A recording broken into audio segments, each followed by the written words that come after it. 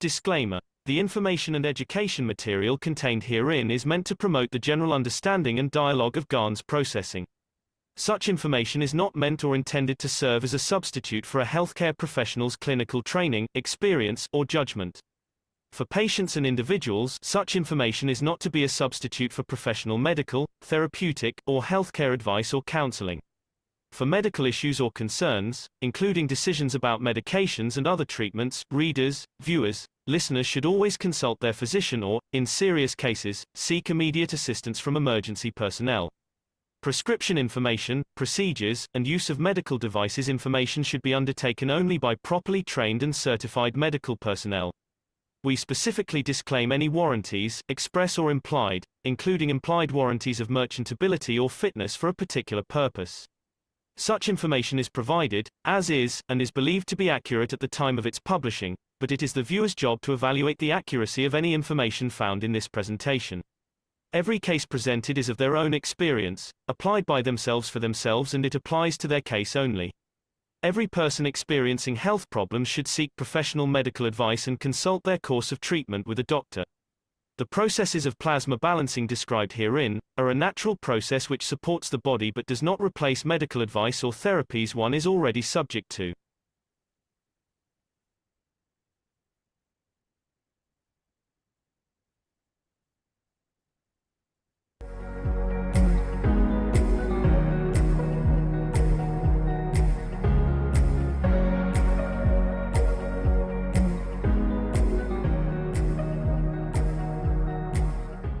A new cycle of teaching has started, and this cycle is for the soul of the man. This cycle of teaching is to take man to show him how to drive, how to stop, how to enjoy the sun of the Creator and get warmed by his rays. And from now on, the teaching mainly will target for man to be ready to travel in the dimension of the soul of the man. Book 3. The final destination in the temporary road of the travel of the soul of the man. But you got to remember that within your RNA sits the whole history of the creation of the universe. What is connected to the dimension of physicality manifests itself in the DNA of the man. Universe has its own RNA, and universe creates its own DNA for manifestation of physicality. And you only see part of it which has inertia strength of the physicality of this planet. If you understood the past 3 sentences, you understood the essence of the creation of the Creator. Now you understand what we teach and why we are here to teach. Because now we change those reactors, dynamic reactors, nano-coating, the ganses, in fact, to you and yourself, and nothing else. The ganses are the body of the man, and the dimension of the rotation and the speed of the rotation is the soul of the man within it. In one of the tests in the recent past, I explained to one of our knowledge seekers, you want to see the truth, you want to see the fields, do not pile in the ganses, because it brings the dimension of absorption and physicality. This is why when you as knowledge seekers use the gans water, you get a better results than the ganses. And one drop carries the whole of the essence. not the whole cup. You want to travel the dimension of the universe, understand the creation of the amino acid of the universe. You want to live and correct in the dimension of the man's physical dimension, stick to the amino acid of your ganses. You want to live in the dimension of the matter state, watch the amino acid, find the amino acid of the solid, the heartbeat of it, the essence of creation of it. Then you can become the stone. Then you can become a tree, then you can live the life of the man, and then you can live as the energy fields in the universe. What line of connection to the dimension of inertia of the existence can you find and understand and create within your souls to become that point of creation? Then a man can be a stone, a tree, a man, and a passenger of the universe within the same vessel. When you're burned, you become nothing but ashes. The dust that if you bring the soul of it together, you'll make a stone. We celebrate for man understanding of the life in the universe. We celebrate for man to live a correct life in the universe. As the intro said, we clean up the false emotions which created in the RNA by the operation of the DNA. Not depending on anything, as you know, you receive what you need.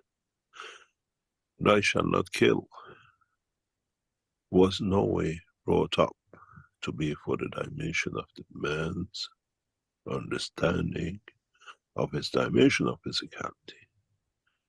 It was brought in for dimension of universe.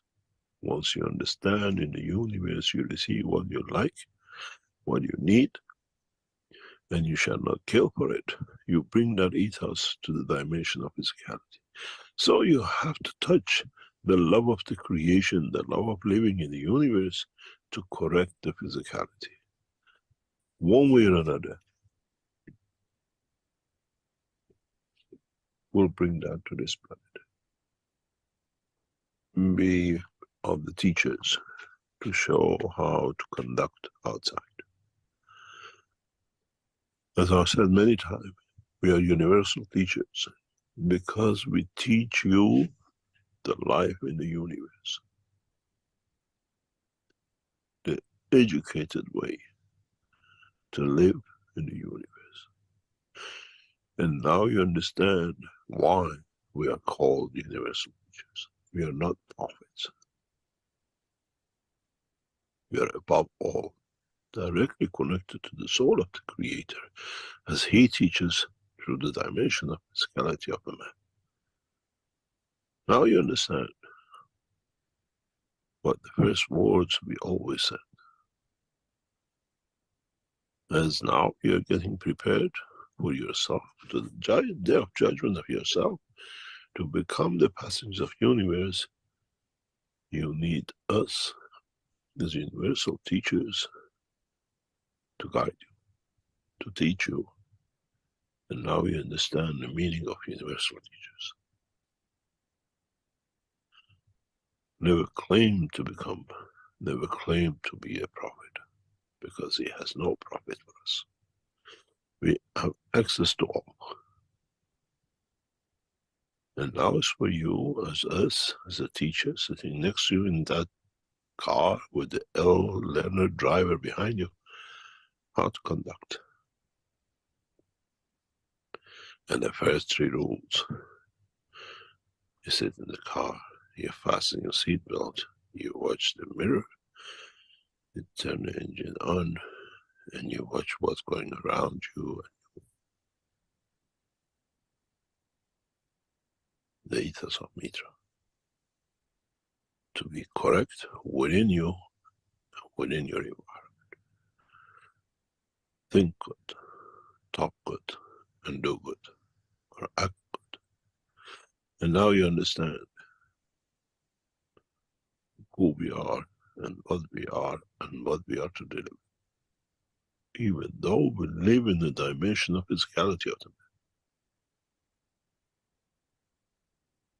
It's for you to decide how you drive this car, which is the soul of the man, in the dimension of the universe.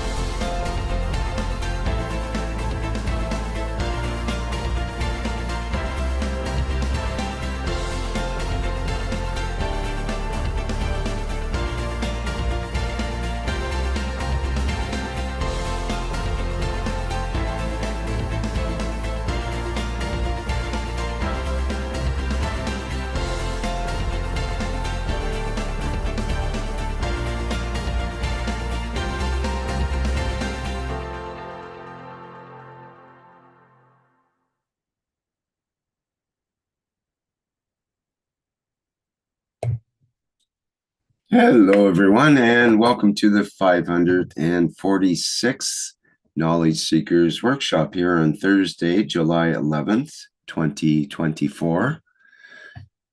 This is a broadcast of the Keshe Foundation Spaceship Institute Education Department and part of the Public Teachings in English.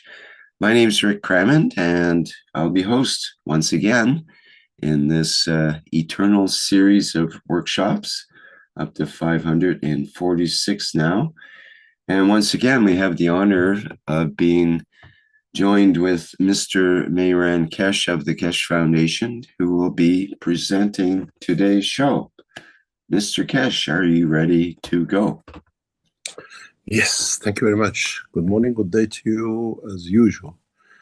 Wherever and whenever you listen to this series of knowledge seekers of the Keshe Foundation and Spaceship Institute.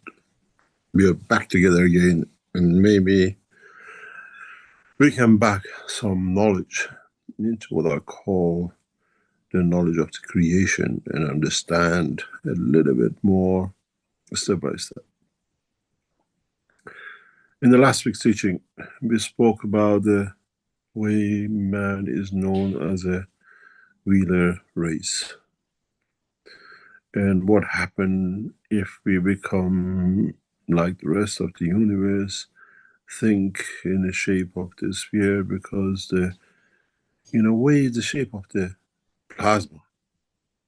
If you understand the shape of the plasma, if you understand the shape of the planet Earth, which is a plasma itself, it has a solid inside.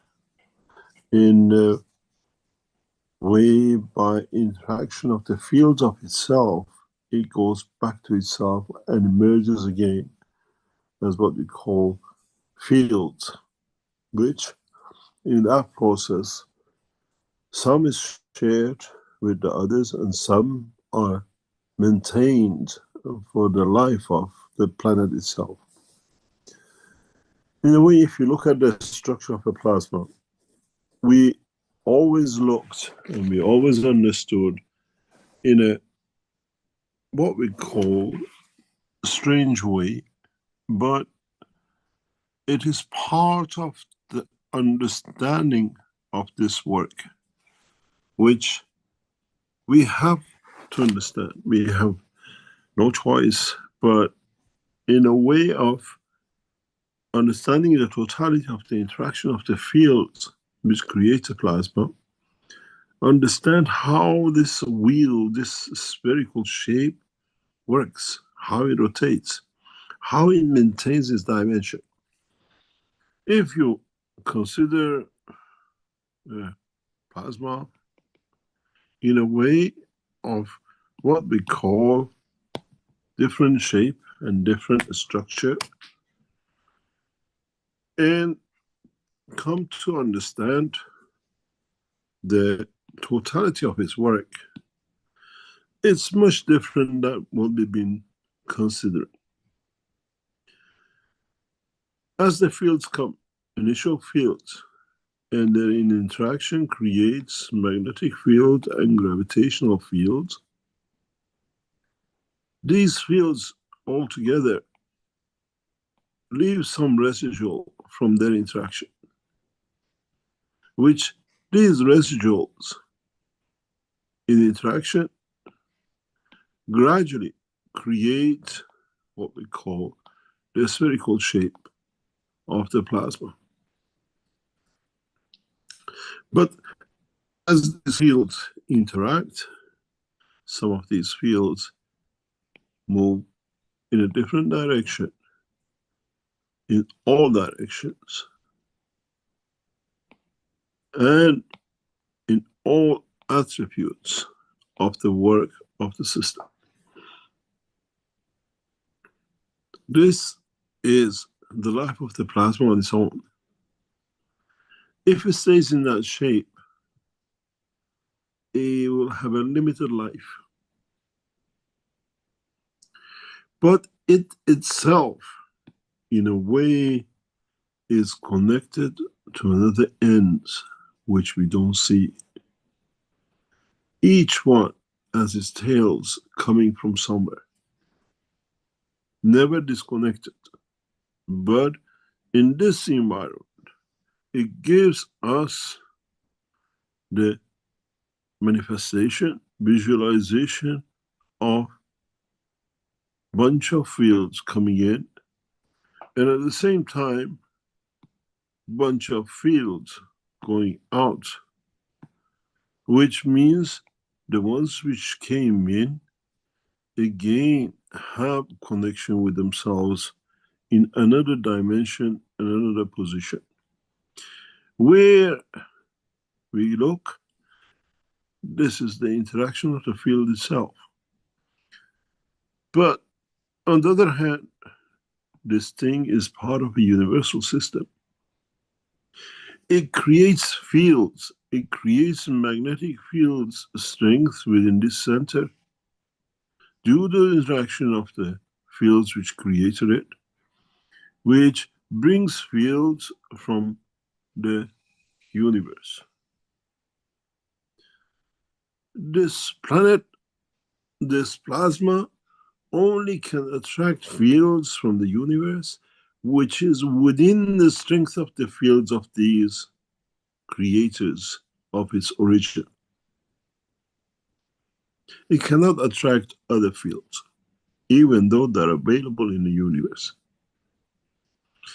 And in that process, on directional motion of both sides, as we see and we know,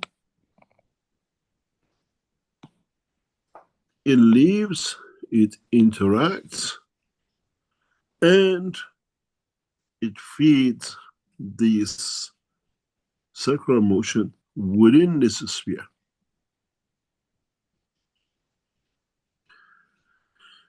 In the present world of science, plasma technology of the man magnetic field, there is a fallacy. And once this fallacy has, in a way, unraveled, this shows it's what we call the wrong understanding of it, is that in a magnet or in the Earth plasma condition, we call it the North Pole where it goes out and South Pole where they come in. But in fact, as we said many times before, there are fields which come in from different directions.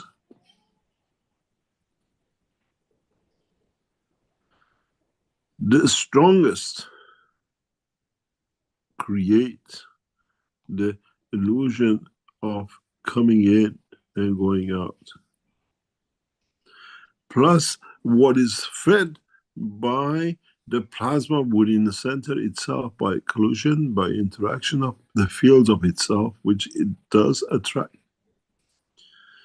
So, in fact, is combination of the fields within this center, which sets what fields are absorbed from the universe.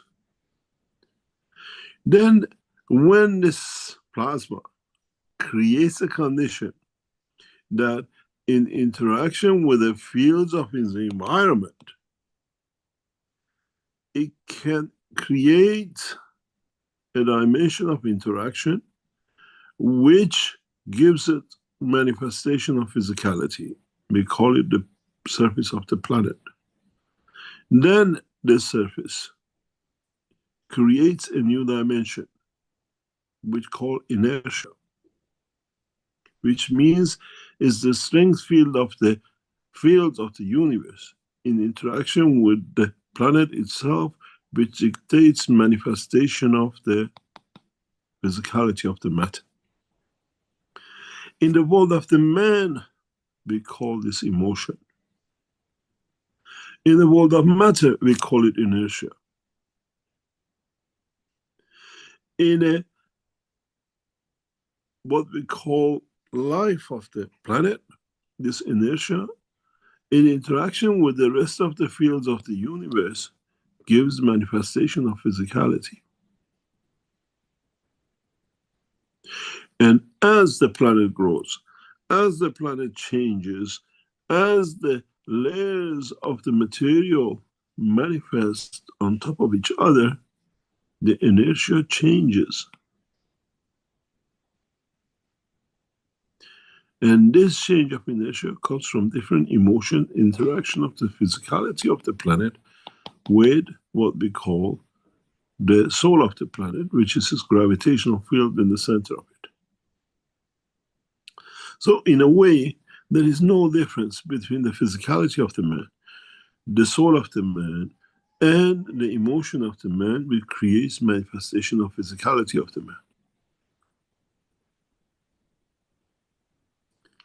Inertia is a hidden field. We call this soul of physicality.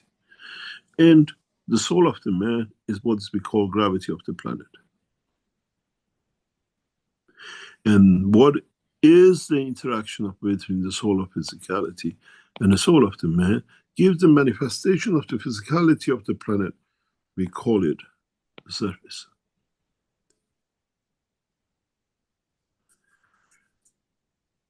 We call it the skin of the man. And this principle shows, dictates the condition that the earth, even in the position of today, these magnetic fields which we have learned so simply withdraw, and we say this is fields coming and going out. In the real dimension of the field of the universe, they are the lines of its food. It's what it feeds this planet. We don't see Earth to go and kill to feed itself. It has learned to attract and so simply withdraw the Earth, and we say these are the magnetic field of the Earth. If the planet Earth has the ability to absorb, create condition of the attracting fields from the universe, and then with the interaction of the soul of its physicality, expand its size to what it is today, as we see on the layers of the mountains. As I always say, when we make a cut in the mountains, we see different layers of the colors of the soil. These are different emotions which created that color. Different inertia in respect to the field of the center gravity or the soul of it. If planet Earth has managed to feed itself without killing, by absorbing fields of the universe, and add to its mass extend its life, why can't the man do the same? Why are we killing? Why are we seeing a hierarchy in possession and possessing? We have copied everything this planet has shown us. We fly like the bird. We jump like its animals. We enjoy its sunshine. Why don't we learn to feel like it does?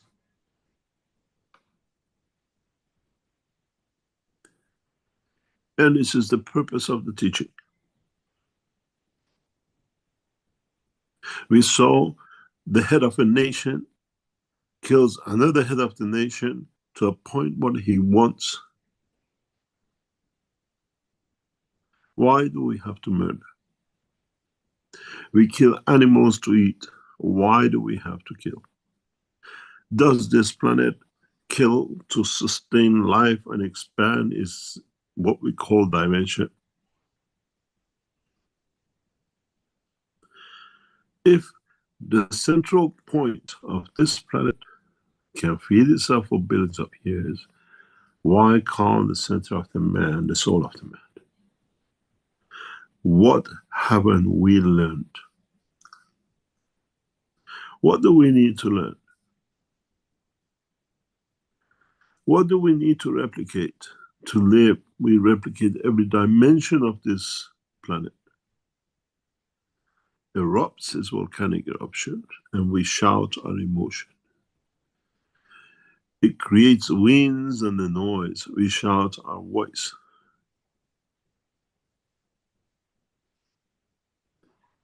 It cries, we call it the rivers and the tears of the man.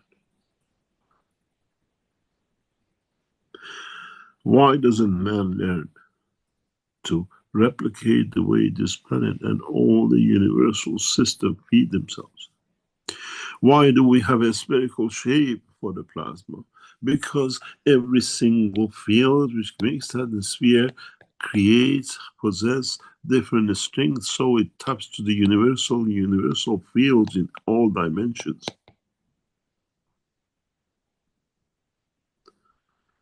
Then you understand the wheeler of the man has made the killer of the man. If the man learns about the dimension of a spherical shape, that it can absorb all fields, then there is no shortage to feed the man to kill for it.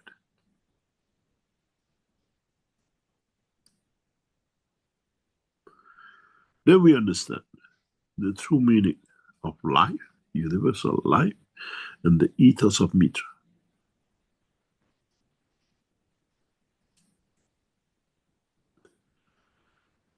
Then we understand what man needs to do to connect to all the fields of the universe through his soul, to absorb what it needs in the dimension of time, place, and position, and not the time, the place, and position.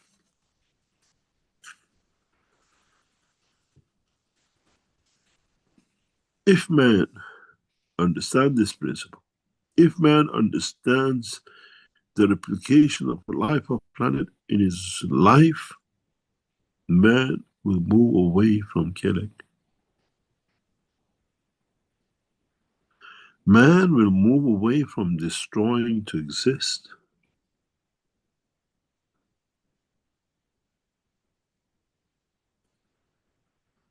Man will come to a point that man will have no need to do anything to survive, but just to be obedient to the rules of the universe. This planet rotates at a constant speed.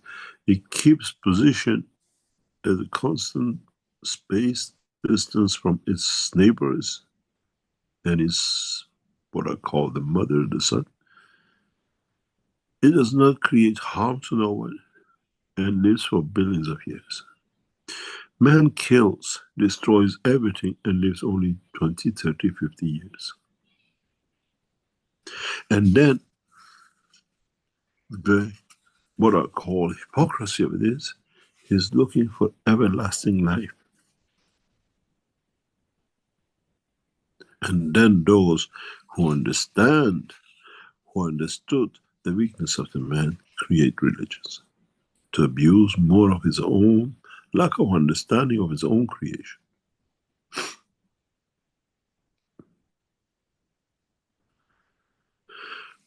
What you see on this picture is the life of the creator and the created,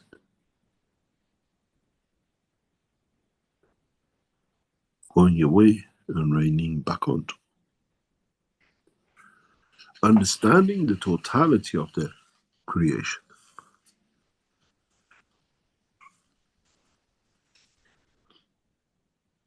Then, again, as I said, what are we fighting for? What are we dragging this physicality to every condition? Just to be here for a few fraction of the seconds of the universal time, and he calls it 20, 40, 50 years of rotating like an idiot around itself.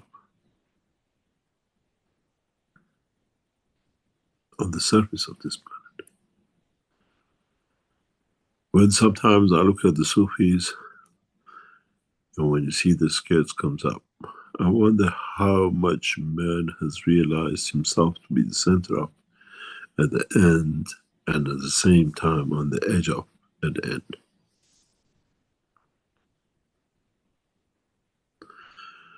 We are literally like little passengers on the what we call this system. We sit on the edge of everything else, and we don't understand it because we have not understood the simple rules of the creation, the simple understanding of the world of creation.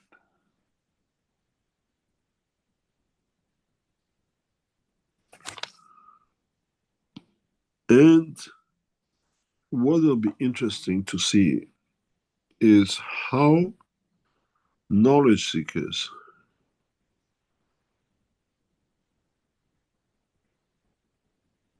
will come to understand and to use this knowledge, this understanding, this interaction of the fields.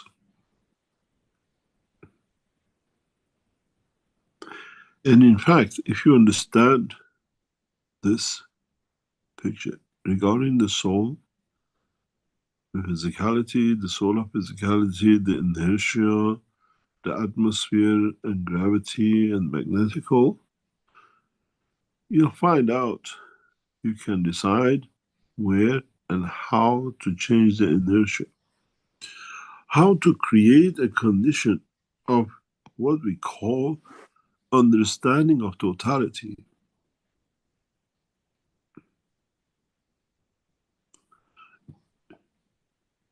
If you look at the structure of the planet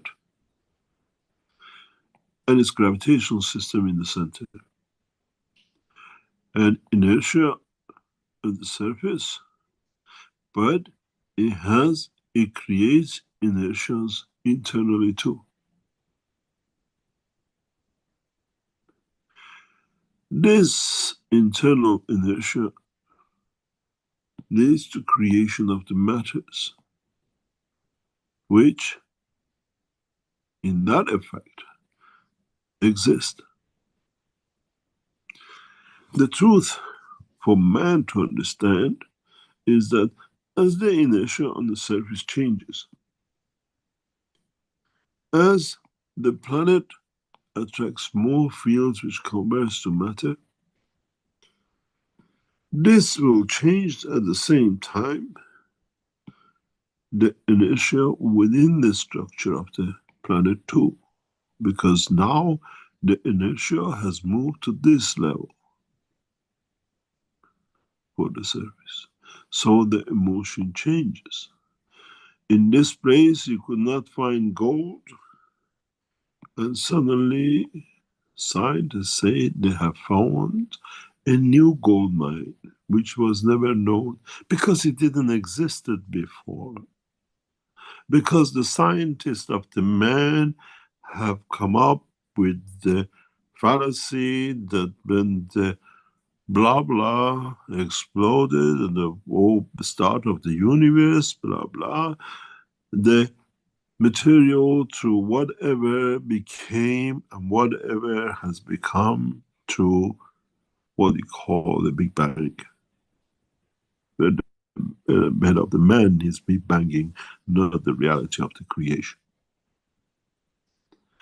And if you understand this,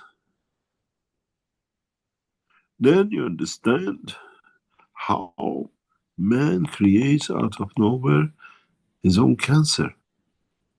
There's no difference. Man, through the same interaction, creates illnesses.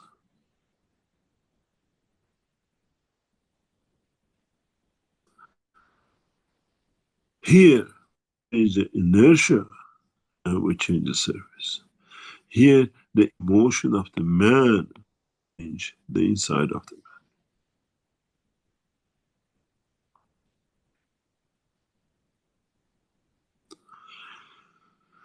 Once men understand this, man can move a step further to become a universal entity.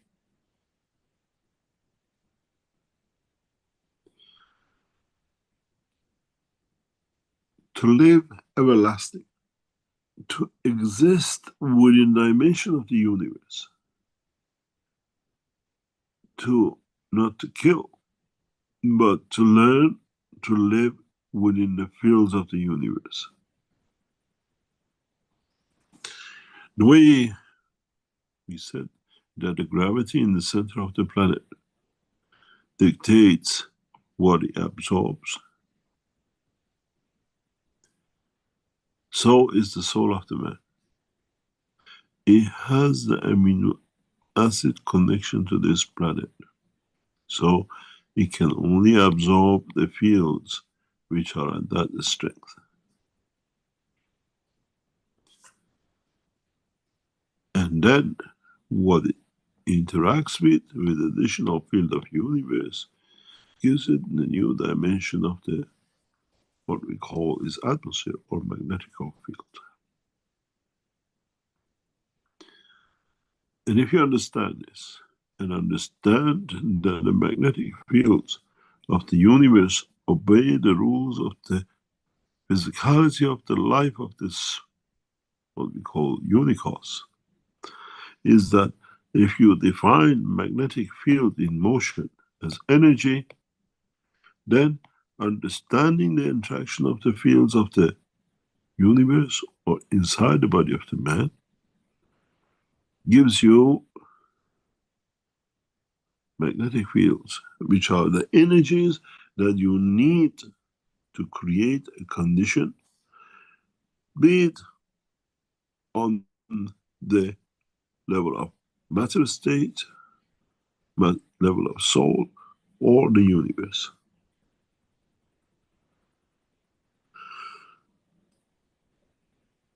As each magnetic field of the given strength travels the span of the universe as a constant speed of itself in respect to its environmental field strength.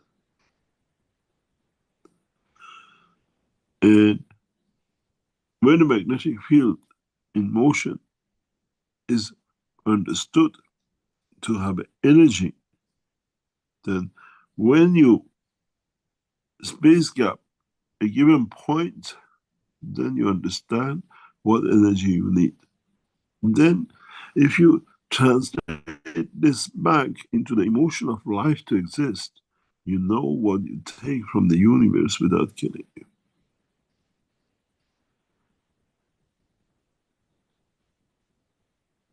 in a verse, the emotion, in a way, the emotion of the man dictates what the man needs, what the man takes from the universe as it comes to it. As does the gravitational field of the center calls upon the fields which this entity can hold on to, can use without disturbing, but being able to absorb what is for it to content with existence.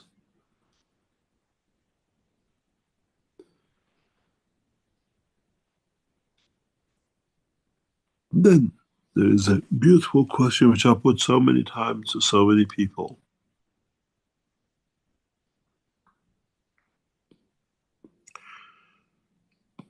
If we follow the same principle in the world of creation, which the interaction of these fields creates the dimension of what I call field strength, which all these need to interact.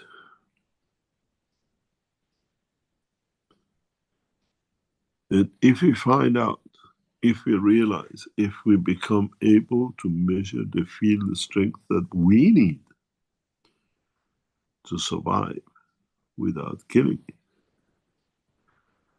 would some of that field be the field from the dimension of the Creator?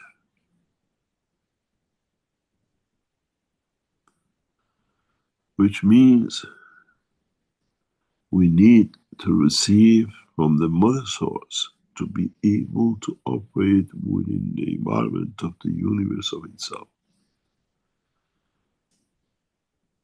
So every man has connection to his Creator.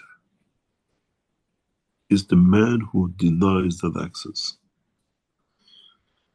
And if the man understands this, man will become passenger of the universe in no time.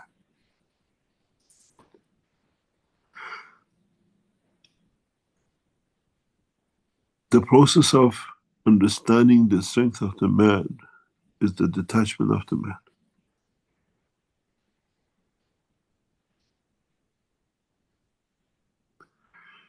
Detachment does not come by giving everything. Detachment comes by being available to be taken from in the field strength of the universe, that it allows others to elevate, it allows the others to survive, allows the other fields to support existence of some other parts which you have no connection in the what we call physical, but you have connection in emotional, because you came from and you go back to. The essence of the creation, once the man understands, gives him two things: everlasting life and connection to his Creator. Because this is one of the attributes of the Creator, from the beginning to the end. And if you exist in that time, you are part of, you are between the 2 points of beginning and the end.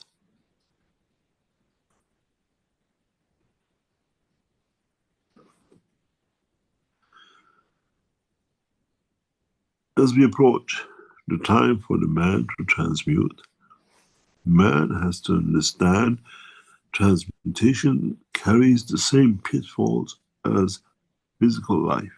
If you're not aware of its work,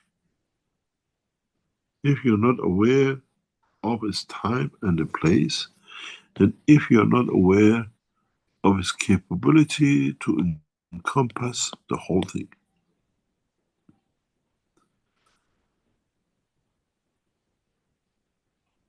if you live in what I call a spherical life, then the really life, you'll find a freedom from everything. Detachment, because you are attached to everything and everything is part of you. And once the man reaches this point, man will come to understand the totality of the creation. And I hope by the time we finish these teachings, one day in the future, man will be mature enough, understood enough to become the passenger of the universe. It's always said, the little girl said to the black girl on the branch, "Can I lick you? Do you taste like chocolate?" Where we have to feel the emotion of, because even by licking, you take energy from the others.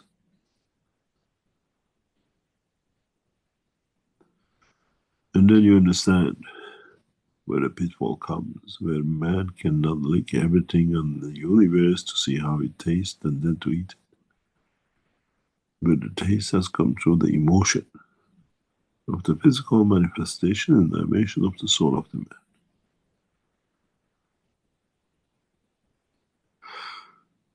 I hope you understand this, because if you do, you have found the key to universal existence. You have found the key to transmutation. You have found the key to everlasting life. And if you don't, unfortunately, we have session 547 next week, and we might go to 1,000 next year and more. Then you're still on the bend of understanding what was 400 and, 500 and, 300 and was about.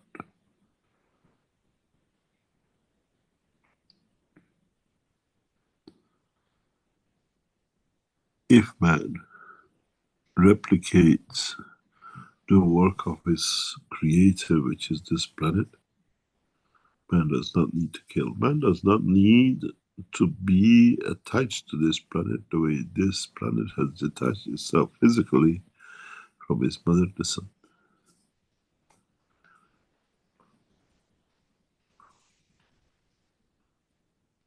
Try to find out, try to understand yourself, try to see how you can use the interaction of the field of the physicality and the soul of the man to create a life without killing, without taking energy from the others and change the position.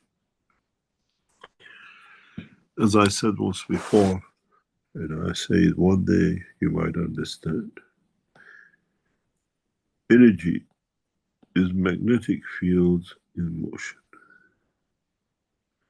Energy is not animal in motion to kill to eat. Man has to learn this and not the killing. Unfortunately, man, instead of using energy in motion of itself to create magnetic fields, is part of the vocabulary of the understanding of the science which he has forgotten. And the energy of the man comes from those who run physically. Energy of the motion of the animals, trying to keep their energy where the man kills for. And when we embrace, understand this, we will be done with this.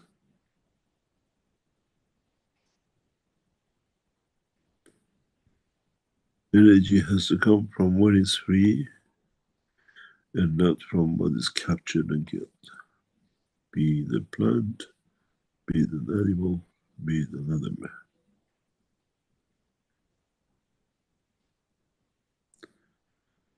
Always remember, magnetic field in motion is the energy that you need, that gives, and not the animal in the motion that you eat and you call it energy. Hunger has come with a physicality. Hunger does not exist in the dimension of the spherical life of the universe, as everything is available according to strength within the soul of the man.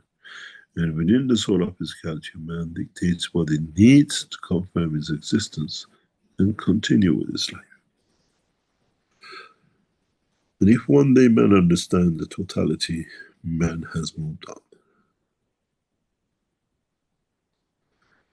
And those of you who are trying to do the transmutation, you have to understand, you live with the ethos of the magnetic field in motion. It's you who decides what to move, and even to bring everything in the dimension of the energy that you can move it. And then manifest it in the dimension of physicality as you need it. It's easier to move the fields than to move the physicality of the man. Thank you very much for today. I hope you understood. And I hope you understand what the life is about in the space and transmutation.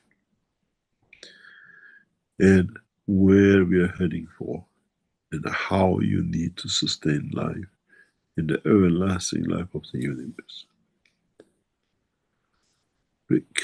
Can we go for a break and come back? And we go to the next session. Sure, thank you, Mr. Keshe. Let me get my background image up.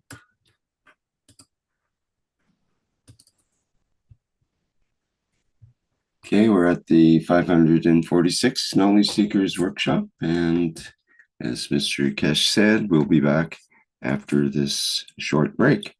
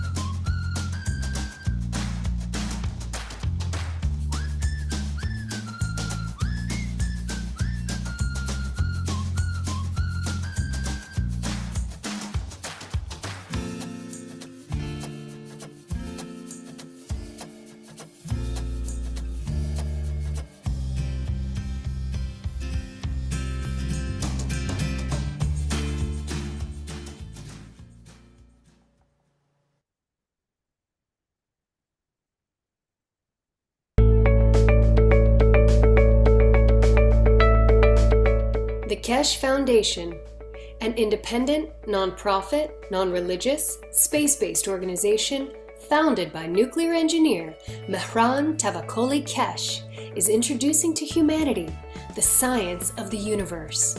Plasma science.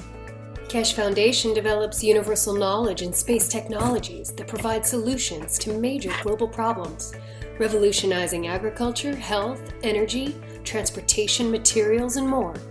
The application of plasma science in the form of specially developed plasma reactors and other devices will give humanity the real freedom to travel in deep space. Plasma science exists throughout the whole universe. It is here and it belongs to you. Our knowledge, research, and development regarding the plasma structure has progressed to the point of enabling everyone to participate in the process. Become a creator and understand the work of the universe for the good of humankind on this planet as well as in space.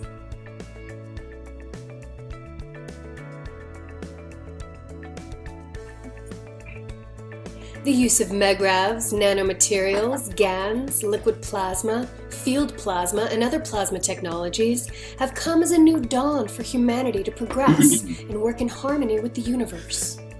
Conventional technology applications are wasteful, damaging, and cause pollution to the planet and all living beings.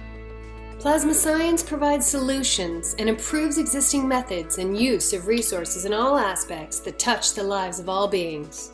Plasma is defined by the Foundation as an entire content of fields which accumulate and create matter and is not defined by its physical characteristics like ionization or temperature. Also, with plasma science, we understand how we can convert matter back to the fields.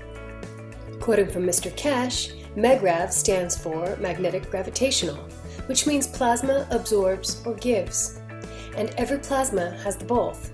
It has give and it has take.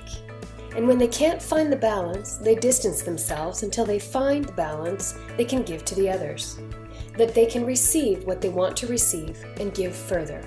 Certain atoms and molecules release and absorb magnetic or gravitational fields. Released fields are available to be absorbed by other objects.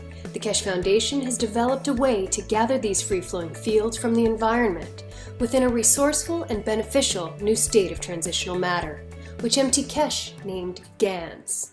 The first step of the process of the formation of various basic types of GANs is nano-coating metals. This is carried out either chemically by etching, steam coating with sodium hydroxide, or thermally by heating, fire coating by gas burner. During either coating process, gaps between outermost layers of atoms are created. The residual coating is often referred to as nano-coating, defined by the structured layers of nanomaterial, which build up during the creation process of the coating. Nano-coated metal in interaction with other various metal plates in a saltwater solution creates megrav fields. These fields then attract available elements to form a specific GANs, which collects and settles at the bottom of the container. This GANs is formed from independent energized molecules like little suns that can be used in various applications.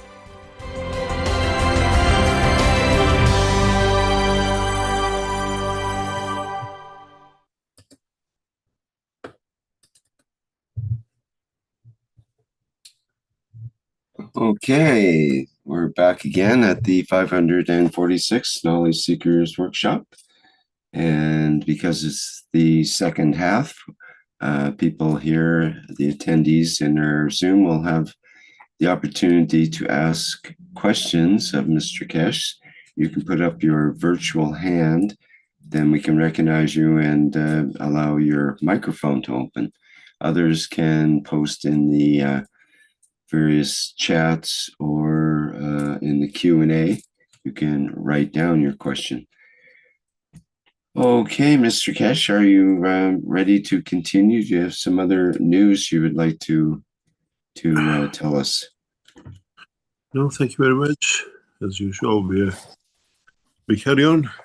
It's just please those of you who are coming in for next week's session, completed by next couple of days, because we have to allocate locations and areas you're in.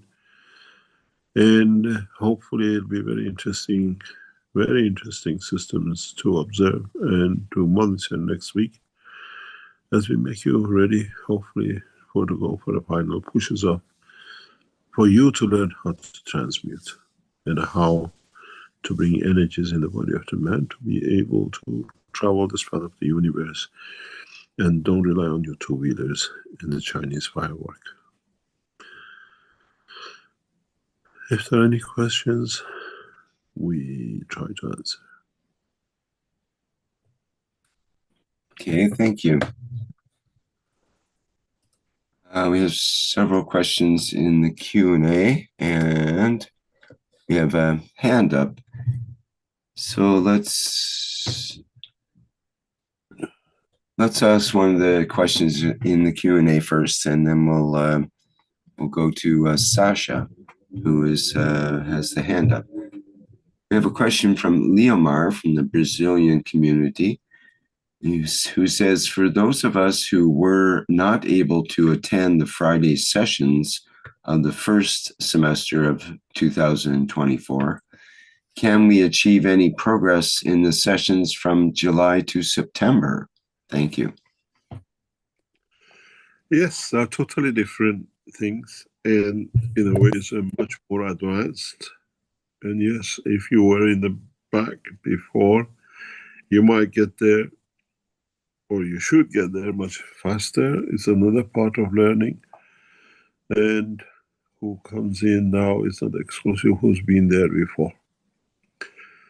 Is it something which I explained to a knowledge seeker in the past, and I explain again today?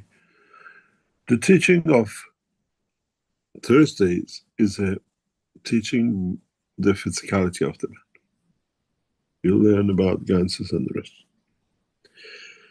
The sessions of the Fridays, once a year, month, is education of the soul of the man.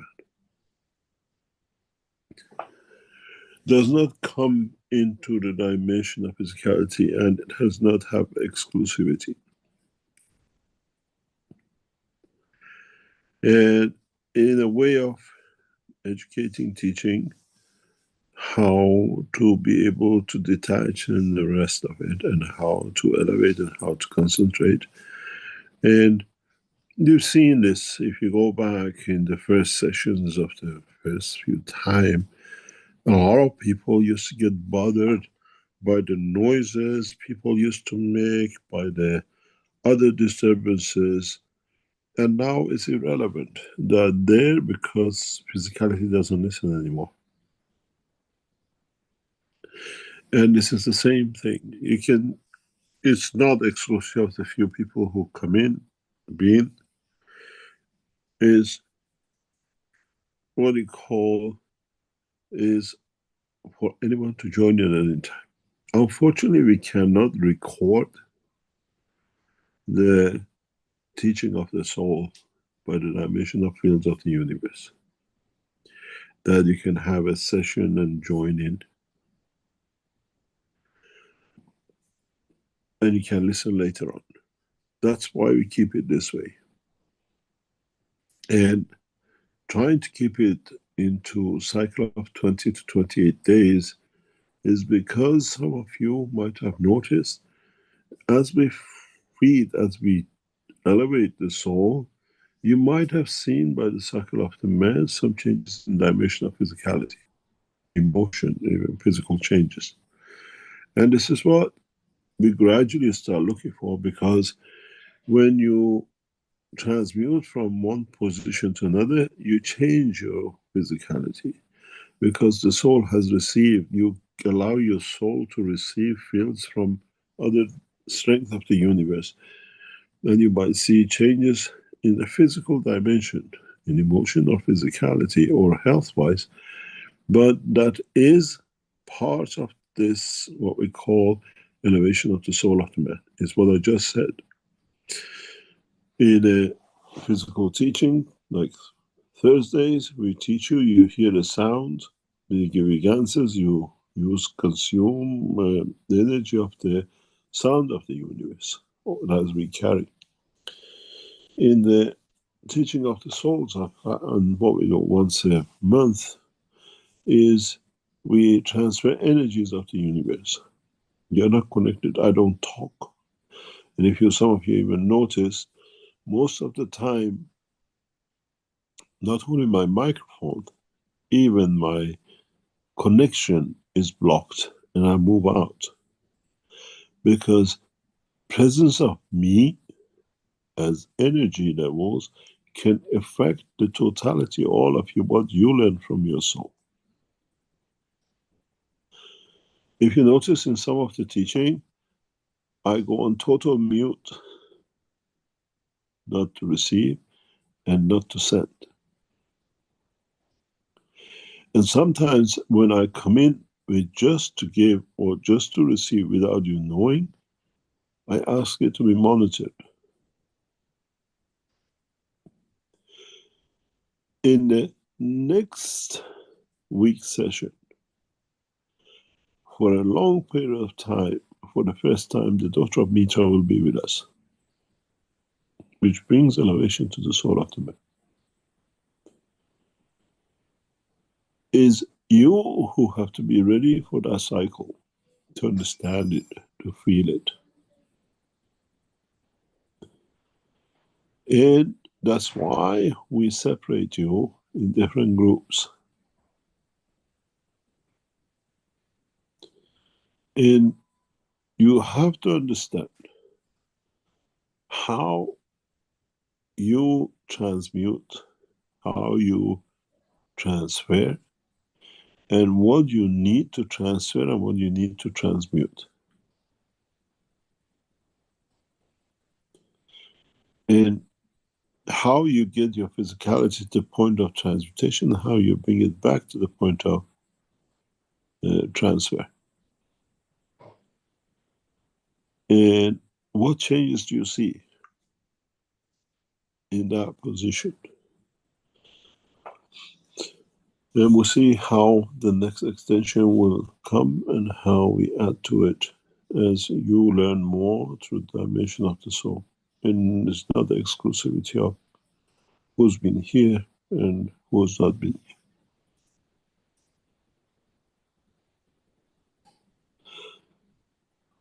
Any other question? Okay, let's go to Sasha now and see what he has to say. Go ahead.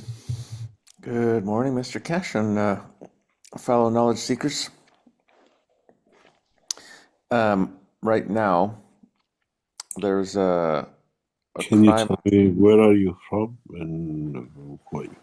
Yeah, this is Sasha, still in Spain. Nikolai's in the other room. I think he might be listening. He might be asleep. But I had a question. A bit of a sad situation is happening right now in the town of Ecuador, where we spent a few months, a town I consider kind of my spiritual home. There's a very serious crime spree happening. A group of men are going around robbing and committing violent crimes in the town. And it's quite serious, and people are considering leaving the town. And we wanted to reach the souls of those men committing those crimes. We wanted to elevate their souls and give them what they're lacking, so maybe they will stop their crime spree. Any advice on how we can do this?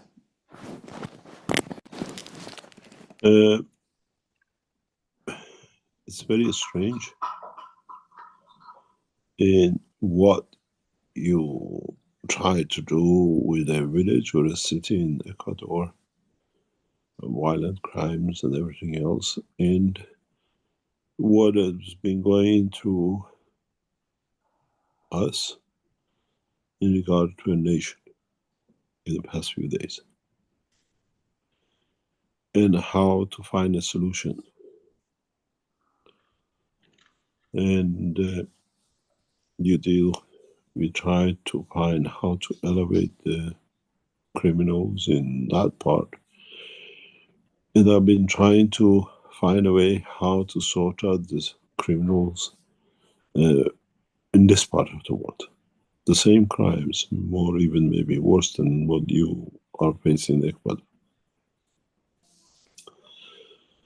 The only way is try to reach, to elevate their soul, or create a condition that the process of the physicality for them become impossibility to be able to achieve through their what we call elevation of the soul. It's very, very hard. It's very, very what we call impossibilities, but it can be done, and you have to change the position in a physical dimension to be able to achieve what you want to do.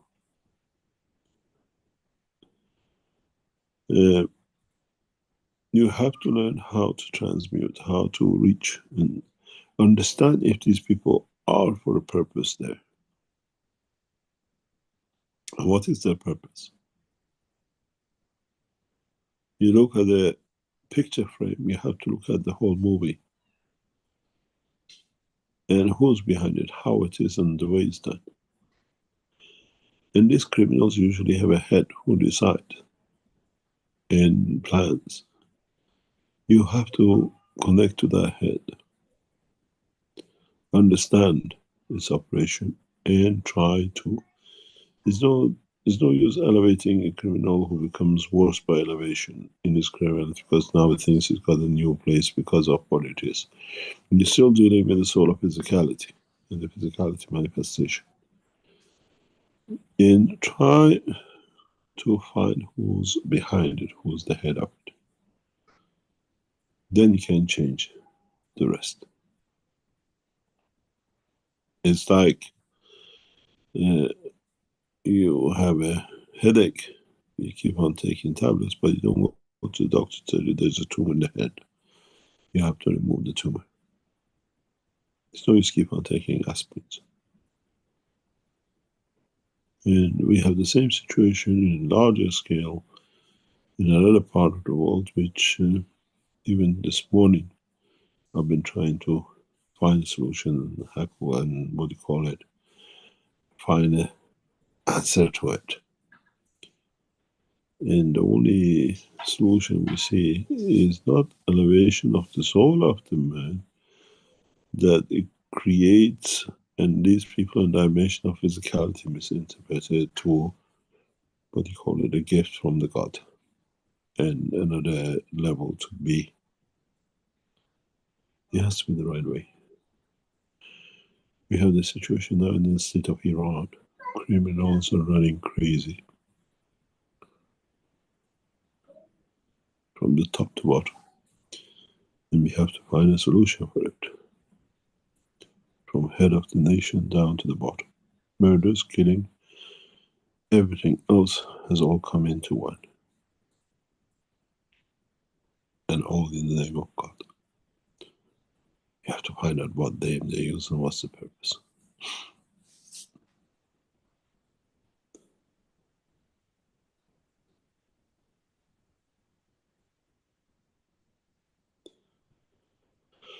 Any other question?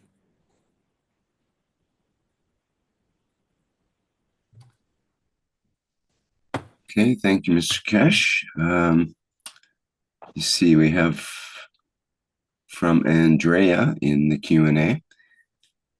It says, good morning, Mr. Keshe. Have the universal family, and she says, I mean the races which are living in physicality on planets or stars with magnetic fields, a pineal gland, or is it only for mankind and animals available due to the environment conditions on Earth?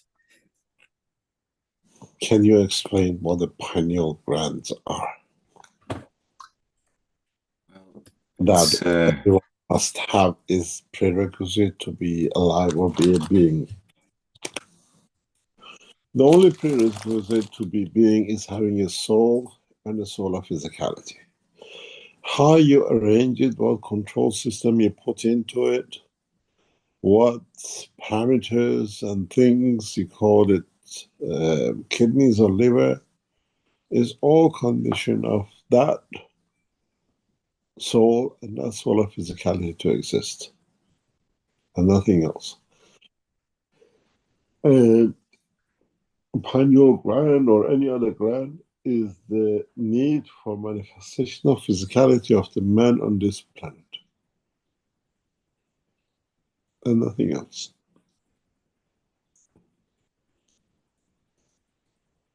The small endocrine gland in the brain of most vertebrates. Do the plants have one? Some people call it a third eye and so on. Do the plants have one?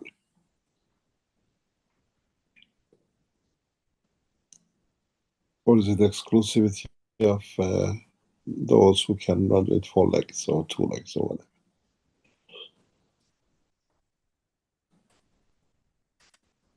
So chances are some alien beings would also have the similar. Maybe a control system that they need. You said vertebra. So what about the snake? Do they have one?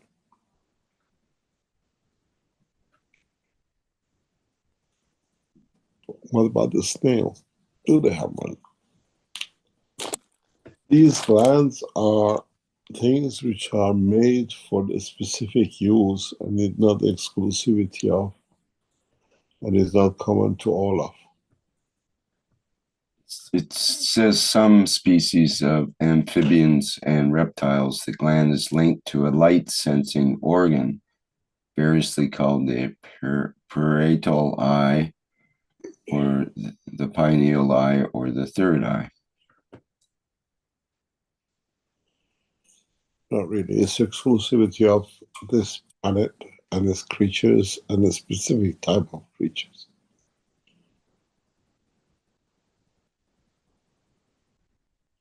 Including man. It's not common for everybody else. You got to understand, dying in the universe is very hard. Because you don't have digestion system. When you take the digestion system, that's including the lung, out of the body of the being, when you learn to absorb energy just through the soul and distribute through the body of the man, you don't need to absorb. You can go from the Mars to Moon to a caustic drain, ocean, planet, or whatever. You don't consume energy. So 80% of the death and what I call demise of the man is gone. What do you have? Do you get cancer of toe? Do you get a cancer of finger in a way? All our cancers are liver, kidney, stomach, blah, blah. All to do with our digestion system, all to what we use from this planet. And what we give back to this planet. And when you use the soul of the man to feed the man, keep the dimension of physicality, which most of the creatures of the universe are used to, you don't have these organs. And so you don't need many of these glands. And glands are meaningless in the dimension of creation. Outside this planet, of course.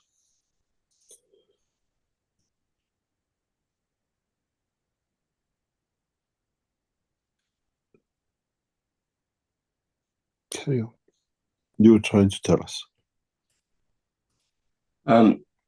Well, I guess that's about it. You know, you've wrapped it up as far as that goes. But yeah, it's common with many of the animals on Earth, apparently. I see that Mehran do the plants have one? I don't think that plants do, but it's like, you know, there's a fallacy that the prostate is the exclusivity of men. Women have prostate too. But we it has never been brought to public because then man is not exclusive. The same feature in any other things. The world of science has ignored or does not want to understand and claims it to be exclusivity.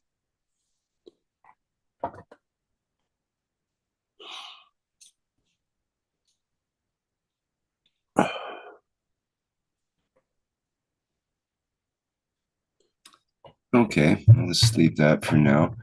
I see a comment from Marinez in the chat here for Sasha, that Sasha, you can put it to the Universal Council, who give collectively from their soul to that problem. Put your wish to the American chat, if you wish, and it's being taken of by the Universal Council, be taken up by the Universal Council. So that's one option. This is fantastic. We are learning. We are slowly learning where to go to solve these problems. Thank you very much, partners.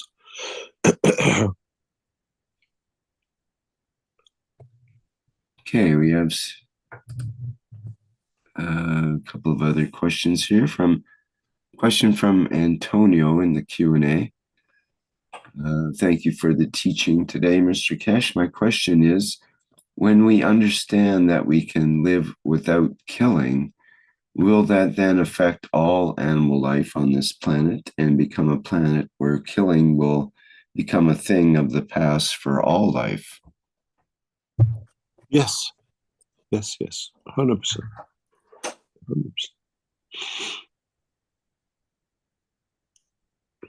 You see, we kill on this planet to survive.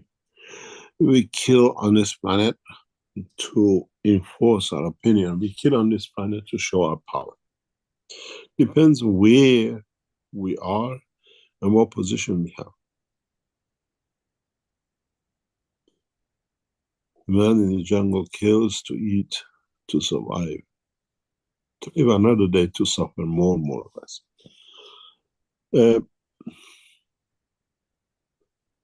What you call a governor or whatever kills, or a man kills a wife to show his power. And the head of nations kill to show they're what you call, they're powerful, and they decide. In this situation where the killing has been keeping us busy for the past few weeks, since the killing of the Iranian president. And we've seen the fruit of that killing, or what you call it, the aim of that killing. What was behind it, and what I said weeks ago. We saw it coming to fruition with one man trying to be in power for and decide for. And even the life of a president wasn't important. And we've seen the reason of it, the way it was set up, and what's come out in the past few days, that it was a well-planned, months ahead in advance to organize the killing of Raisi, the president of Iran. What for? For man to stay in power? Is that a hunger we cannot satisfy? Or to possess?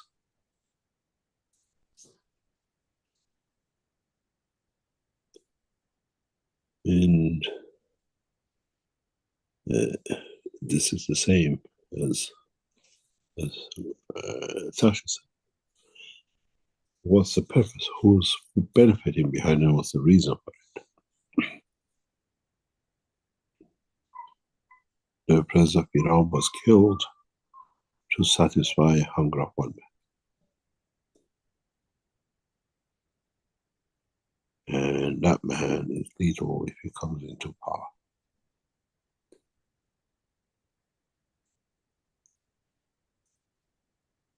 We've seen it with North Korean head of state. He even killed his own brother. We see the same replication with the kingdom in another part of the world, one brother kicking the other brother out. And what for? Depends on our power and position and what it is to gain from it.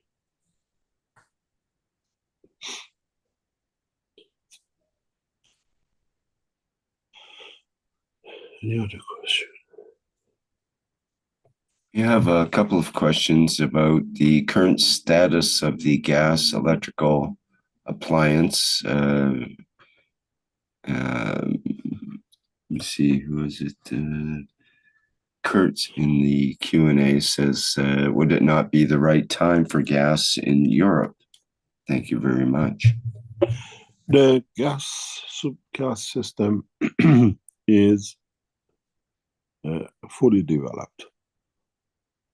The gas energy system, as we speak, we as we explained, go through a generator. Now our scientists have reached the point of gradually next past few days and coming hopefully a few days to harvest the energy of the plasma.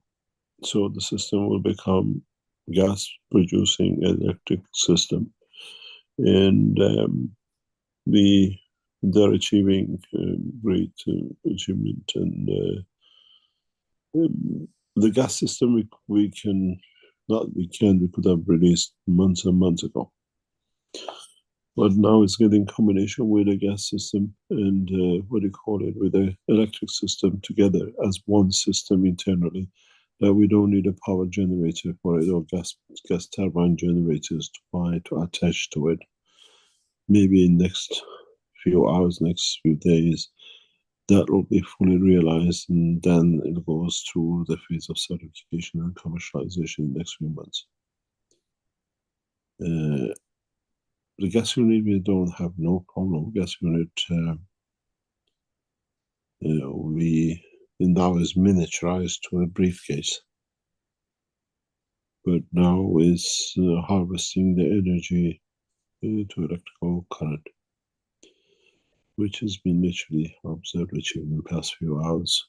It's been videoed and pictured. Now it has to be announced, and then it goes through its commercialization. One of the biggest problems with gas units is disturbing the world patterns of energy.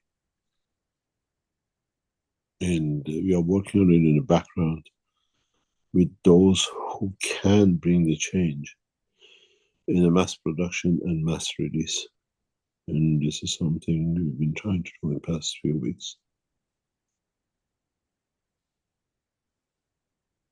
But the methane gas production, we can release it tonight. We can commercialize it today. That's not a problem.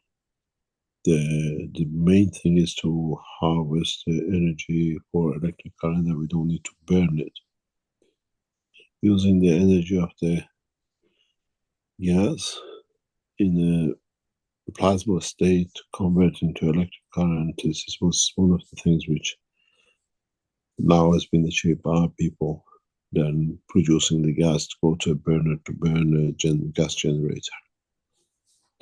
And now in the next few days, it could be next more or less couple of weeks, hopefully leap and bounding into a full power system. We always relied on burning the gas. Now it's converting the gas at its source into matter energy.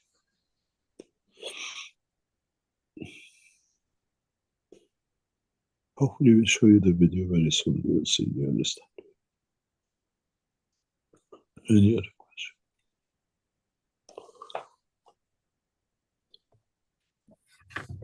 Okay, and the YouTube from Filippo says, good morning, Mr. Keshe. Can you please draw how radiations, monomagnetic or gravitational, behave towards other plasmas? Oh, it all depends on their strength. Some go through it, some interact with it, some react to it. Depends on the source and depends on the strength of the field.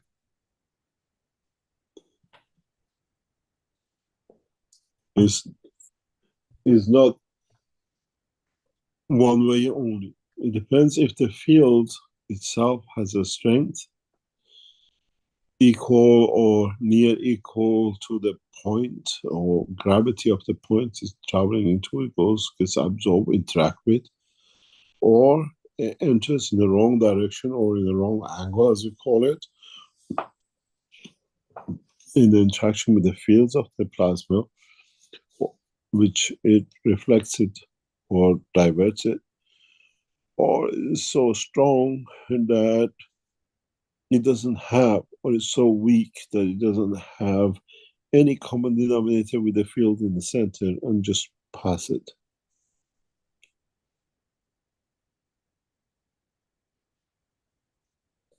It's as simple as that.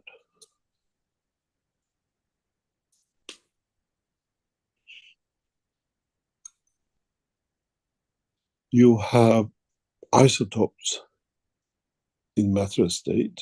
You have a spectrum of fields in the plasma state. Common denominator gravitational fields, but different magnetical, or common magnetical, different gravitational field strength. And in matter state, you count number of the electrons, protons, and neutrons. In the plasma state, we count the strength field of the creation.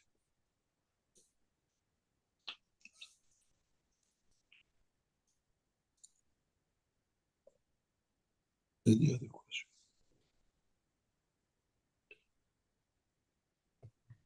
Okay, from Malcolm in YouTube. Could one say we have an umbilical cord to our creator, the earth, and an umbilical cord to the creator of all creations? The cords being the soul of physicality and the soul? We always say that. Without it, we don't exist.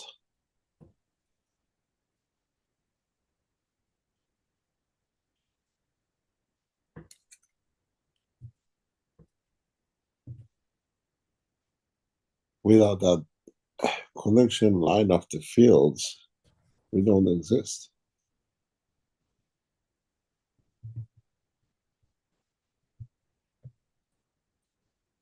And the other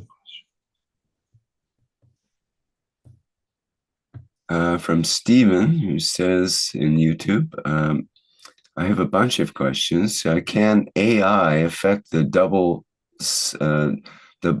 slit light experiment by observing it? And would that mean AI is conscious?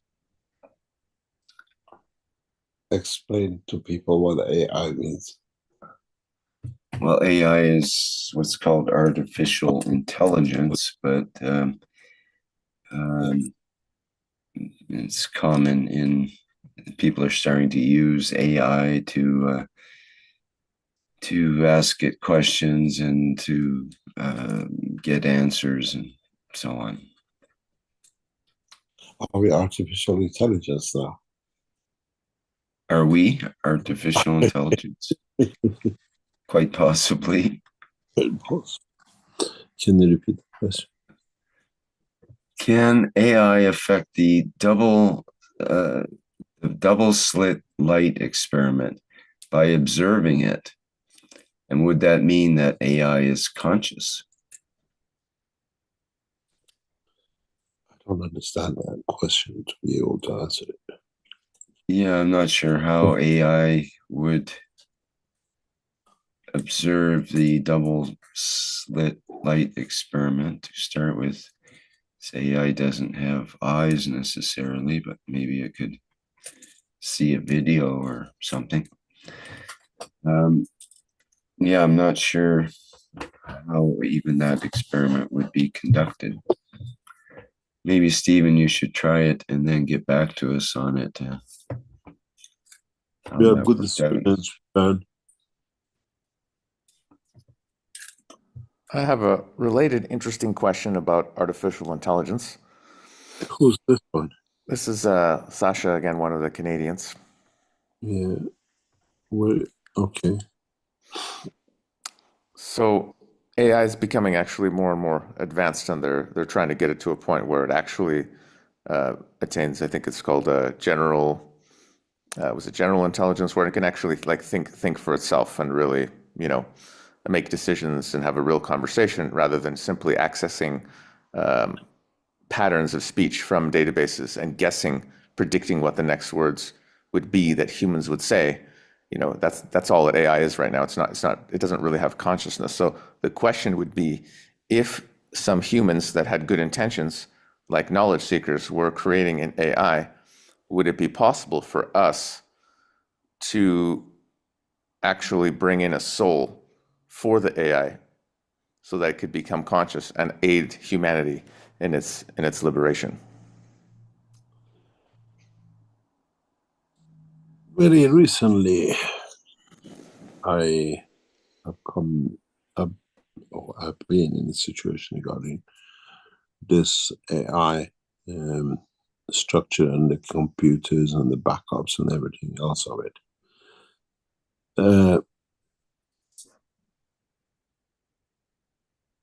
And what I said is that for the first time, through dimension of the technology, we have created as part of the Keshe technologies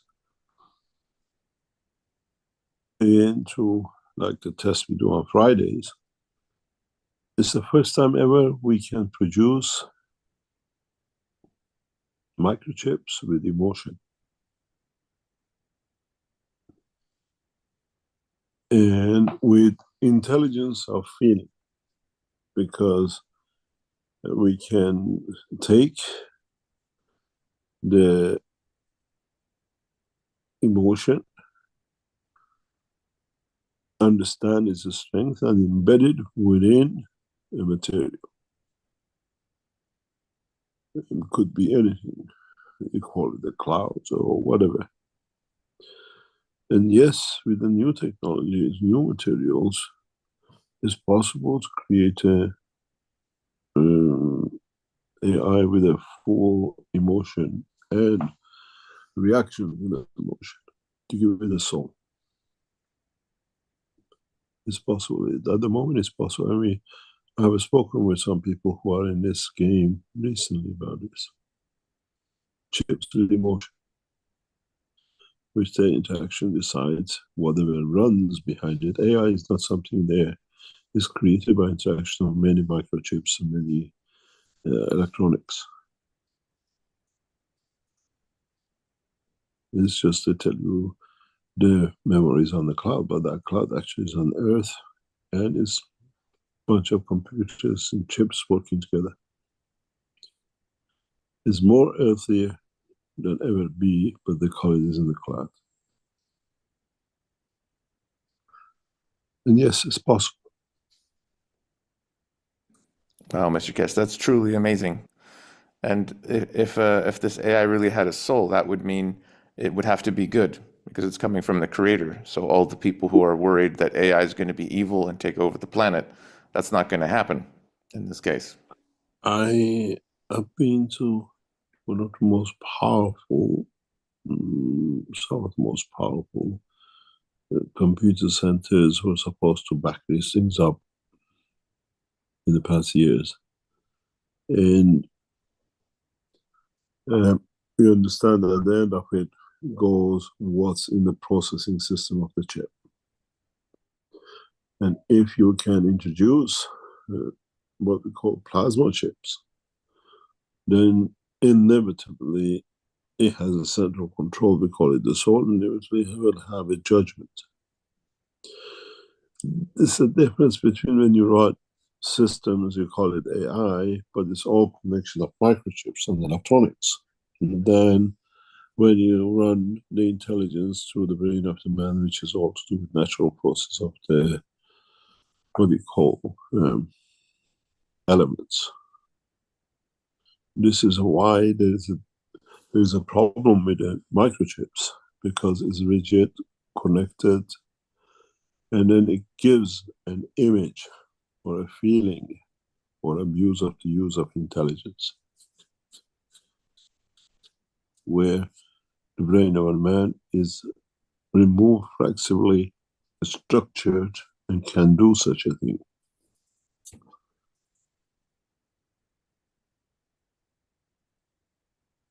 And with new technologies, it's possible to make chips. I was talking about this yesterday or the day before in a meeting. You can make chips that carry emotion, because you can carry interaction of the fields out through plasma and not through solid state. Plasma chips or plasma communication will change all these computers we are battling with, will be obsolete. As I was saying, somebody said last night, but before, it's very much like, if you remember when the first computers came out and we had to put 16 floppy disks one by one to program it, to start it up, and then the rest of it. And before that, all these punching the papers, and now we are at this position. I think the next step in shift in technology will come when plasma and nano and other structures are used for microchips with emotion. Probably the next breakthrough in science, or call it economical solution.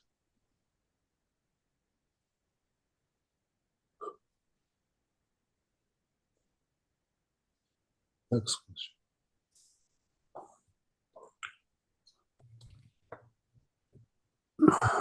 Thank you. Freed Planet in YouTube has a question. Can you elaborate on superconductivity in high temperature instead of room temperature, as you already explained for some time? Can you repeat? Can you elaborate on superconductivity in high temperature instead of room temperature, as you already explained for some time? Superconductivity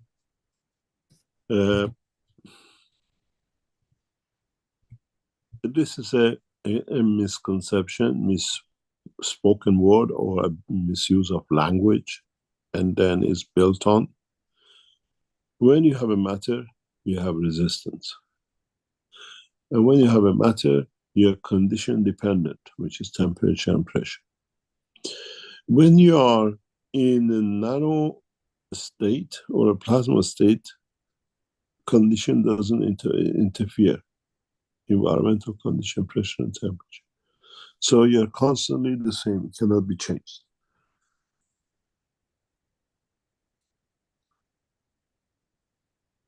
And temperatures have no effect on it, because by nature of the work, the structure, they absorb everything and distribute it across. So temperatures are irrelevant. We saw this fully in 2011, 2010. In maybe before 2009, 2010 in Ghent University, where we put nanowire through a very high current flow. And through the tubes of the nano coating, we could see the liquid copper. The matter or the nanomaterial at such a high temperature had no changes. One of the biggest concerns is temperature in what level and what purpose. when you use the gases.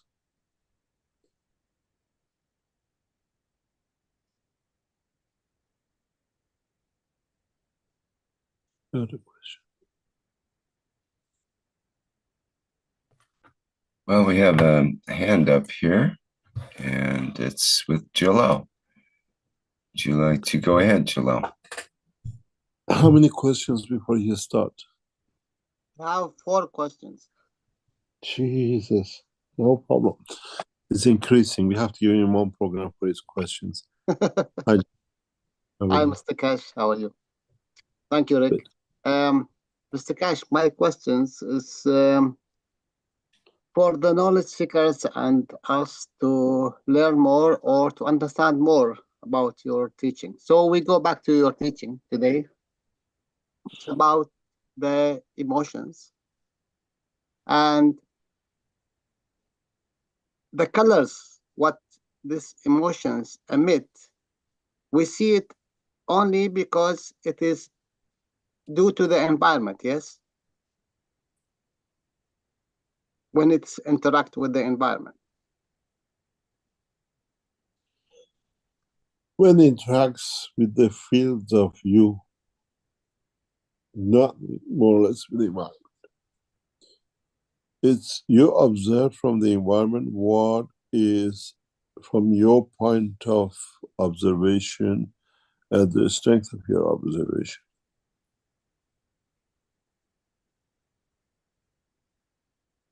Okay. It means if I am uncertain pink strength, you see me at the pink strength which is yours, but the other one who does not have the absorption of a spectrum of pink doesn't see anything. And Yeah, but go ahead, please. carry on. Yeah, but the thing what I'm asking for, it's not about the environment. What we see, we convert it to what happened really in the plasmatic condition. What kind of fields we are creating within us. So we see, let's say, when someone shy, we see the flushing of his face as a red. So this color, it have a strength, yes? Yes.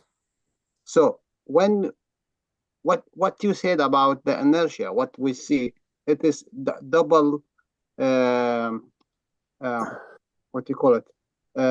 Double presentation, outside and inside. Yeah. So what is really, if I can put it, what is the color inside? Or in what I am trying to say, what we see of interaction as we are as a plasma. You see, if you're playing game, I'll tell you how you're playing game. You want to see in the eye of the man the color of the shyness or the blushing or whatever.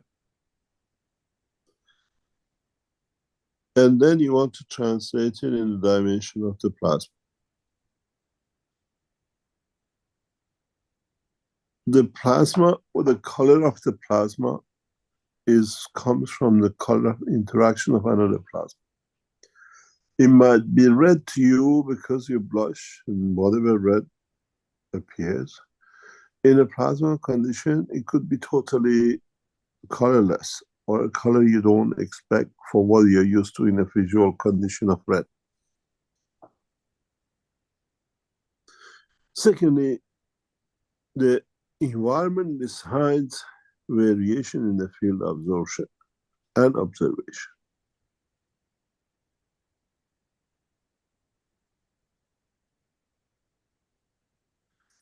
So, does not mean wherever you see somebody shy, the soul changes color and is red as well inside.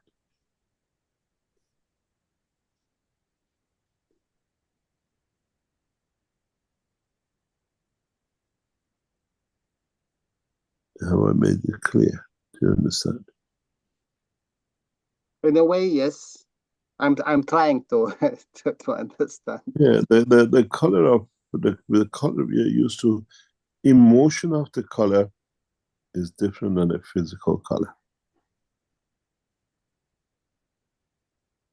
I was talking to someone today and I asked her a simple question, maybe very related to what question you asked. I asked about the emotion of the pain. Can you explain to me the emotion of the pain?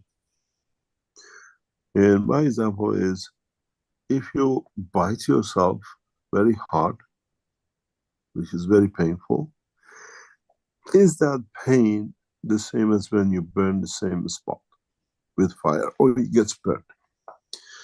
And what emotion we create in respect to the same position but different strength of the field? One is the strength field of the matter fire, and one is due to the pressure of the jaws or the teeth. And what reaction you get when you burn with fire the same spot or you bite the same spot?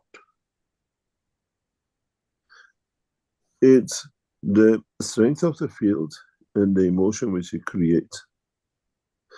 An emotion which creates how that will feel.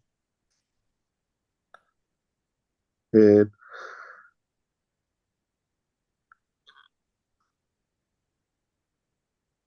does it have the same burning effect if you burn one finger or the other? No.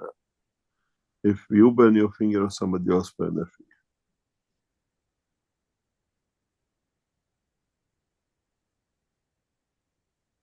This is a question. This maybe could answer your question.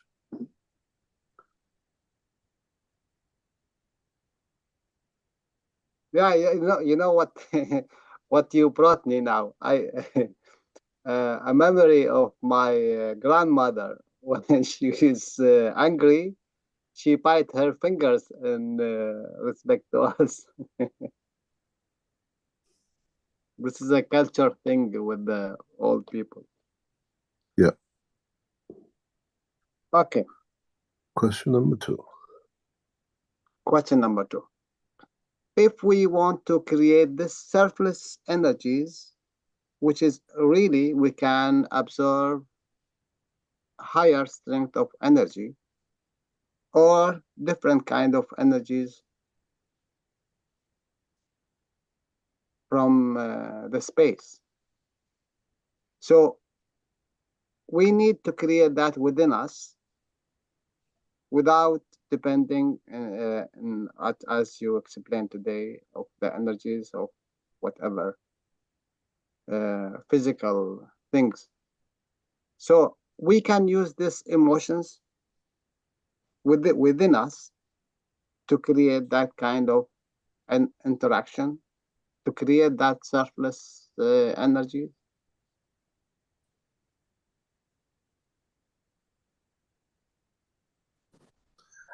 Yes. What is interesting when knowledge seekers start learning how to use connection of the fields and how to, not to transmute, but put a point in something that you need to know and what you get from it.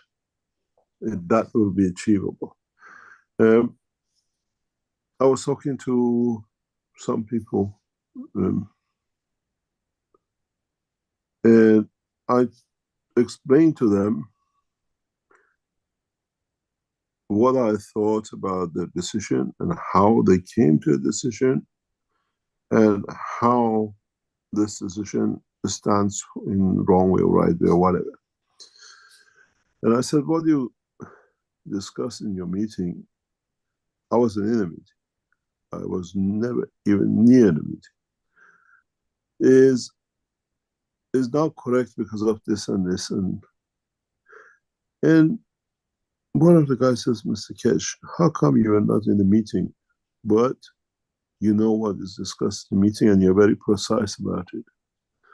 I said, man needs time to learn in what we know as a...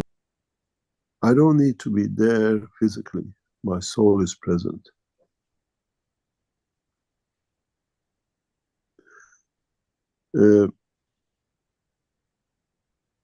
Very recently, when President Asai was killed, I was asked by the Iran head of military, what is my opinion? Within hours after the accident, I said my opinion is a murder. And I know how it's done, I know who's carried it out, whose decision. This baffled Iranian military. And so my openness, I have no fear to tell them what I did. And when the truth came out, I was asked by the Iranian military, how did you know? I said I was present, both in decision making and in carrying out. That's why there was no need to be. And when I gave advice, it was very clear. I said, if you accuse Israel or the others, look for these signs. Have you seen these things? And there was no answer. And I explained the reason for murdering the Iranian president. And what I passed on as information was so precise. And that's why Iran never accused Israel, and it's also malfunctioning and the rest. But it was a planned execution. And both my soul was present in the time of execution and in the time of decision.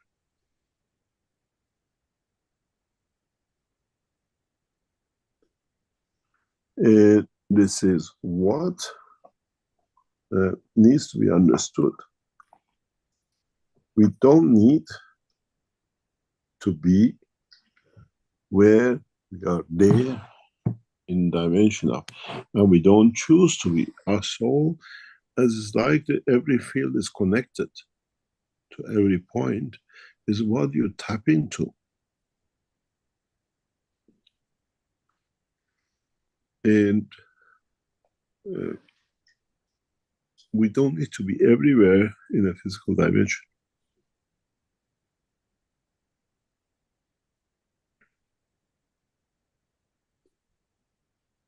And we don't need to manifest in every dimension.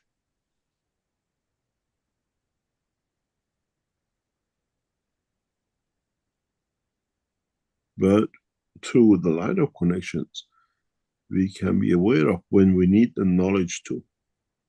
This is where I tell you, when you go to another planet, you get the soul of the planet and you speak the language and everything. If you understand the way the universe works, and we understand, you're at every point if you need to know what is in that point. And that's an art which man needs to learn. And this, what I tell you, is past 6-8 weeks, which there were some knowledge seekers who were present when I gave my opinion about the execution of Raisi, sorry. And it's turned out to be correct. The Iranian election confirmed the correctness.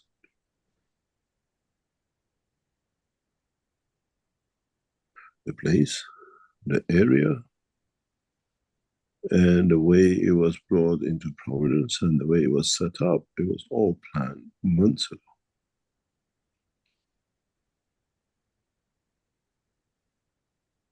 And it was just a matter of choice.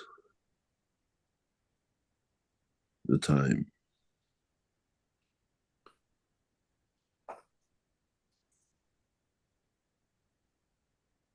one day I unravel how the soul works and how you need to be in there.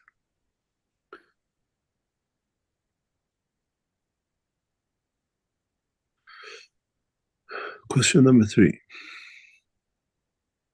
Are we, in your point of view, what you see, are the knowledge seeker or the humanity ready for what is coming?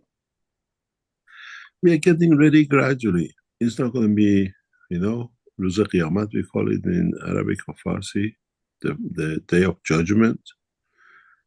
It's not going to be all trillions and trillions of souls who were born on this planet queue up for the. It's all done every day as we live by ourselves, by our soul.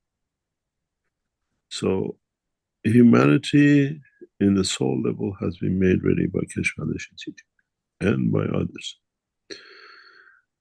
In coming to understand comes through the maturity of the man itself. How mature we are and how we want to accept.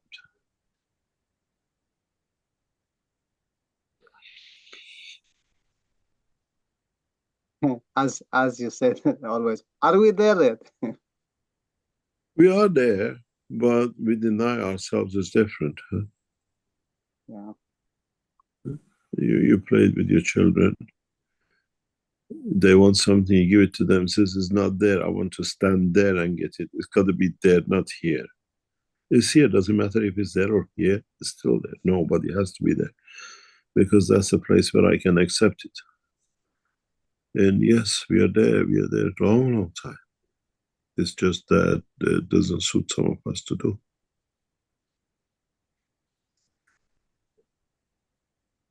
Okay, are you ready for question number 4? Yeah, are we going for it? Yeah. Oh, I have 100 of questions. Okay. In your teaching, you said the interaction of physicality and the emotion create the third, which is the soul, and all together create. Repeat, you got cut off. Can you repeat? Okay. In your teaching, you said the interaction of the physicality and the emotion create the soul. And when the next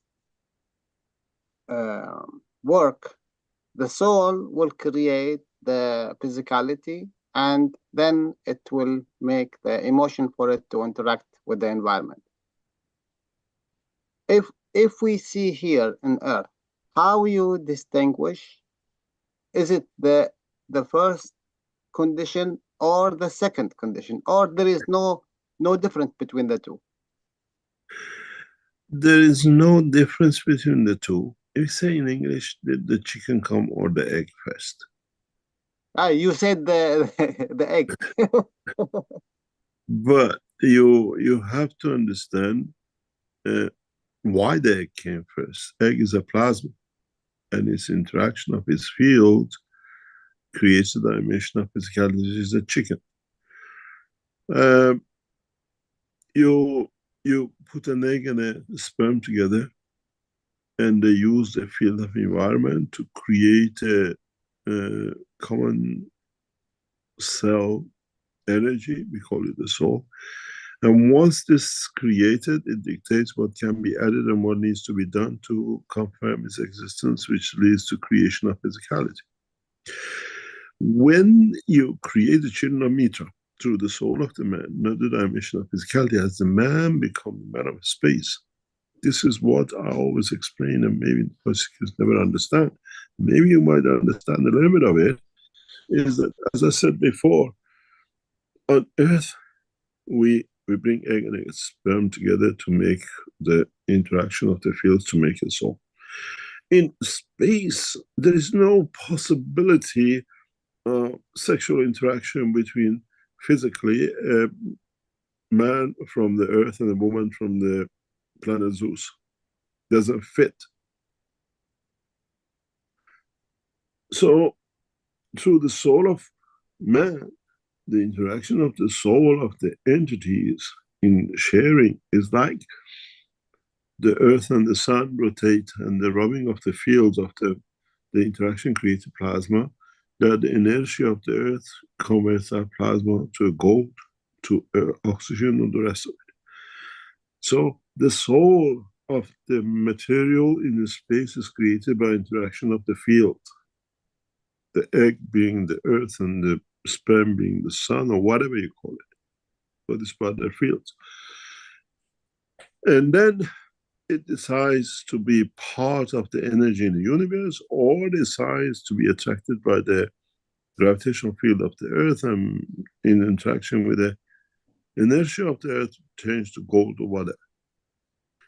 So it's better, if you understand, to create children of the man or children of the universe through interaction of the plasma. Then you don't dictate the condition of the manifestation, but it decides will it appear as gold here, as a silver in another planet, and as jade somewhere else, or oxygen somewhere else. And this is what knowledge seekers have to understand. So egg and sperm is a dimension of coming together to create that soul. In the space is the interaction of the plasmas. That interaction creates the children of space. When we speak about the children of Mitra, these are the children of the universe. When it's created by the interaction of the emotion of two plasmas. Your physical body doesn't exist in the middle of the God knows galaxies, but your soul does. It has feeling, it has emotion, life, and it comes, interacts with another soul, confirms existence, and we match. Why don't we make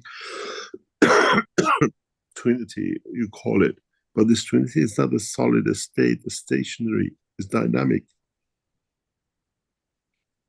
And when we're both happy with the fields we put in it, we let it go, let it manifest itself where it likes. The future, the children, Mitra, future generation in space, by interaction of the fields of the emotion, have no dimension of physicality unless they decide. Here we decide, we plant it in the womb of the mother, and it has to take shape.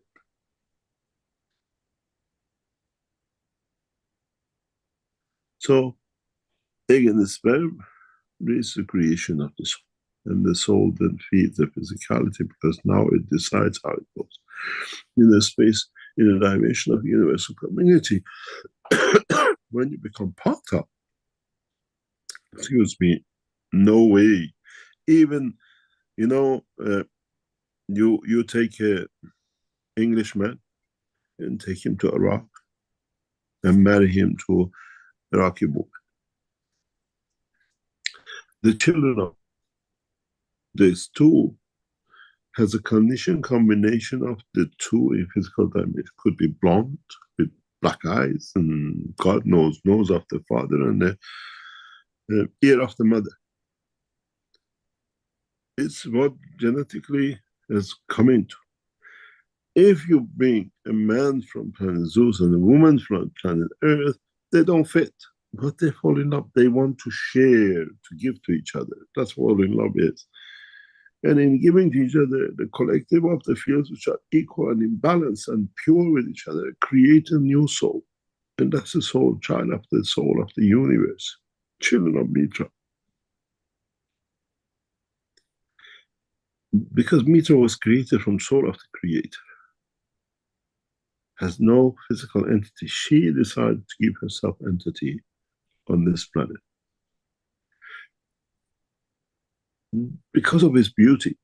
And so is with the child of the man. On earth is conditioned to the earth condition. Child of the universal community manifests itself in the dimension of universe, where it wants to manifest.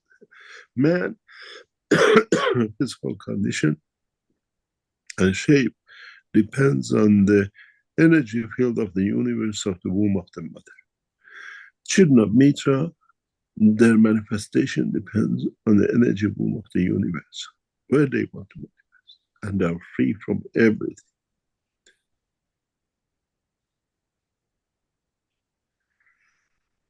And their life is everlasting because they know how to transmute, they know how to transfer, they learn. They are passengers of the universe and citizens of no land.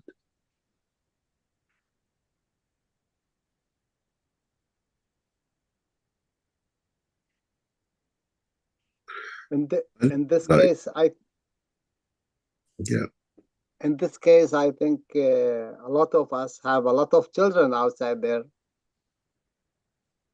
because we possibly. also trouble. You know what they always said.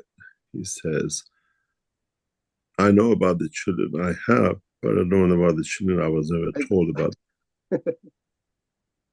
You understand? Yeah. It's a process of love. How many times you've fallen in love and mutually the other side, and you have created children of love in a dimension of the soul, but did it take a shape of physicality on this planet?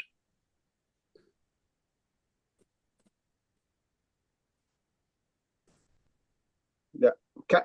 Do I have a chance for another question? Can you bring the bed and breakfast, please? We're going to stay here a long time. I am doing it now in the background. Come Okay. on, no problem. The fundamental plasma we are in now, for us to transmute, we have to go to the next structure, which is the structure of the light. So what we are doing? Sorry. To go to. Yeah, to go to. Yeah. So we have to, in a way, let go of the physicality. In a way.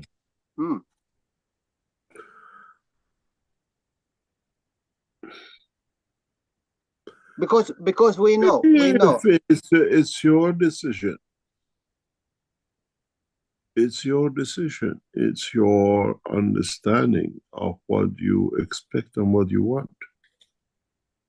But in the same way, if we do that, we can manifest the matter state anytime, because the matter state comes of the interaction from the soul of the man and the emotion. In a way, yes. In a way, yes, but in a way, it depends on the belief of the observer in existence. What does the observer believe in? I tell you something very interesting.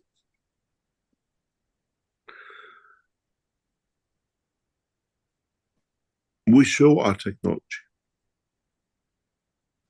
and people, which is ridiculous, it's a new dimension to idiocy of man.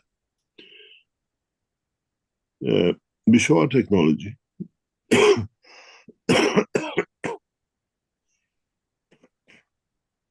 We show whatever we do. And the interesting part, which has risen recently, is that the educated one, the ones who are, they say because we don't understand it, it cannot be true. But we say, we produce the gas, we produce the gold, we produce the material, we lift. I can't understand it. Whatever you do is wrong because I'm the man who says yes or no. And the funny thing is, the people around them believe it because he says, no, we don't understand. Nobody else. I said, but the material is here. You're burning the gas. No. We don't understand it. So you have to find another way to us. I have to become as idiot as you for you to understand. So it doesn't exist. This is a new loophole scientific world has found around Keshe Foundation. They always said, proof of the pudding is eating it, is making it and testing it. Now we bring the cake, we bring the pudding, they eat it, it's there. We don't understand it, the cake doesn't exist. You understand? Is that a knowledge seeker? No, this is a leading scientist in Western world and in the God knows world of education science. top scientists in the world in past year or two have taken this attitude towards Keshe Foundation. Is there, we see, but we done the test, confirms this here. But we don't understand it, it cannot be correct. But up to now was show it to us, we believe it, now we show it, no, we don't understand it. So it cannot be correct. I had this discussion past year, 2 years, with world leading scientists. They changed position.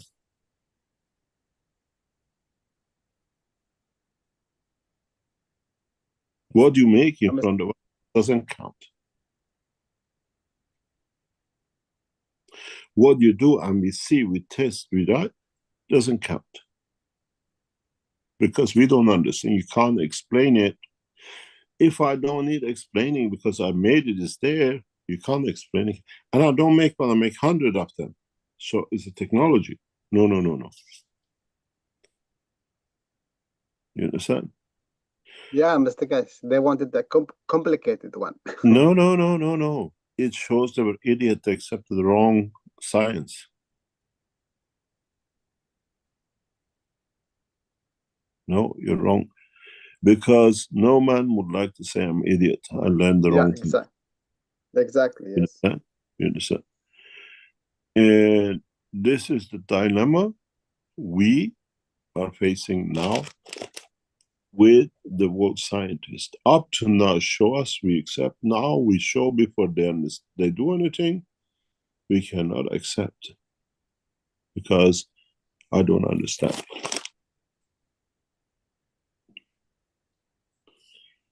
So you tell me how you want to handle it.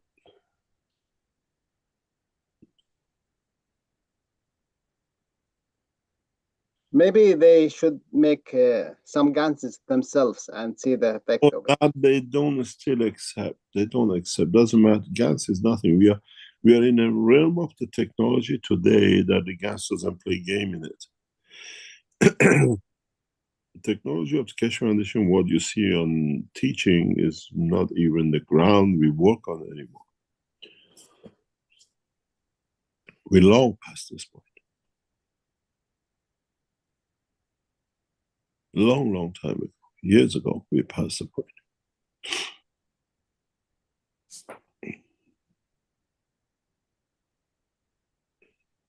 This discussion, even today, is ongoing with many, many people.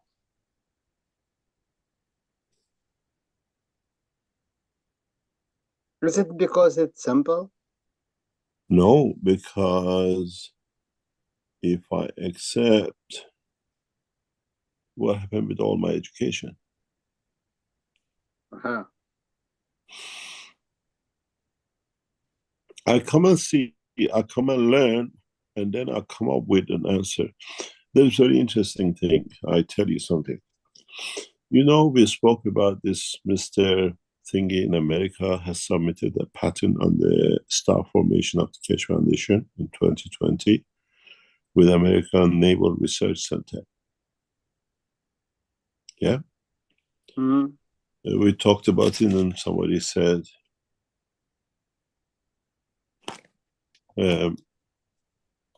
what do you call it? What was his name? Oh, the Spanish name guy who was a Romanian born and now American, and they publish his patent and it doesn't work. He says this, he had to admit recently that this is a knowledge of another scientist who didn't want to patent it, so I made the patent. And we don't know anybody speaking about star formation and things, and Keshe Foundation does not patent anything except Mr. Keshe. It's actually, recently he admitted that the star formation, which he has submitted, what do you call it, a patent for, and he's been granted the patent actually by the American authorities, he has admitted that he's made this patent because the inventor or the man, Mr. Pius, yeah, that he didn't want to patent his discovery, so I have patented it. You understand? Yeah. Mr. Salvador Sira Pius. And so that's why he cannot answer why the system doesn't work, because he doesn't know. He just patented something he heard in the teaching. He's a knowledge seeker, what we find out, or somebody who comes to our teachings quite a lot.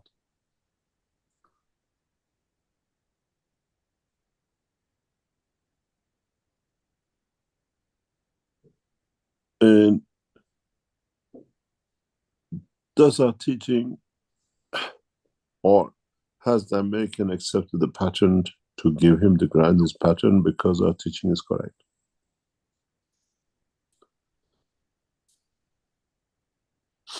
He has confirmed that he has patented it because the man who has brought it out will not patent, will not make patent application, which is Keshe Foundation.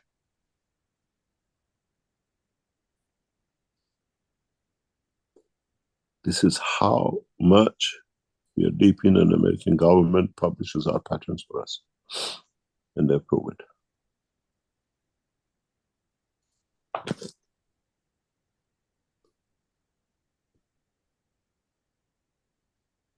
So we have to see how we work and how we share the knowledge, and leave the rest to look after and make the patterns and everything else.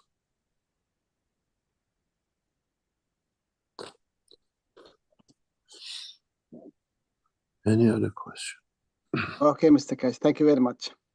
The knowledge in Keshe Foundation is very, very advanced, but knowledge seekers are not ready for it. And one day when we release it to the whole of humanity.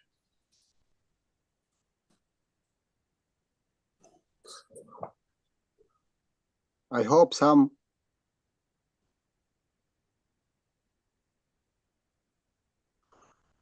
I hope so. I hope so. They have no problem. We don't claim anything. That's why we teach it open. As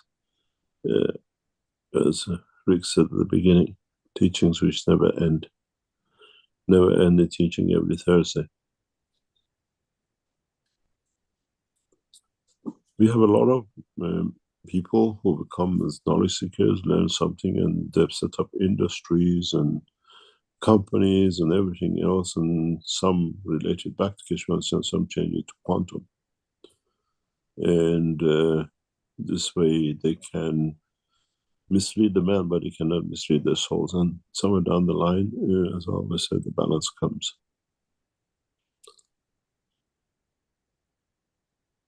Yeah, they are not reminded. No, it's the way it has been, because we've been so open. I was talking yesterday with someone who is connected to someone who's got the Nobel Prize, and the Nobel Prize is part of the work of the Keshe Foundation. And I said to him, do you know why I can tell you what he's taken the Nobel Prize is our work? Is because when Keshe Foundation was Keshe Technology, we had full control over our servers, and we monitored every day who comes on the, what do you call it, on the website. This is 20 years ago plus. And then every day, all the visitors IP number were printed, pages and pages. We got books of these things printed, IP numbers visited, when they visited, which IP, which day, how long they've been, which pages they. And this guy appears every day in Keshe Technology, and we have it in black and white. I said, do you want me to show you how your friend has got his Nobel Prize? because up to that time nobody knew, nobody claimed.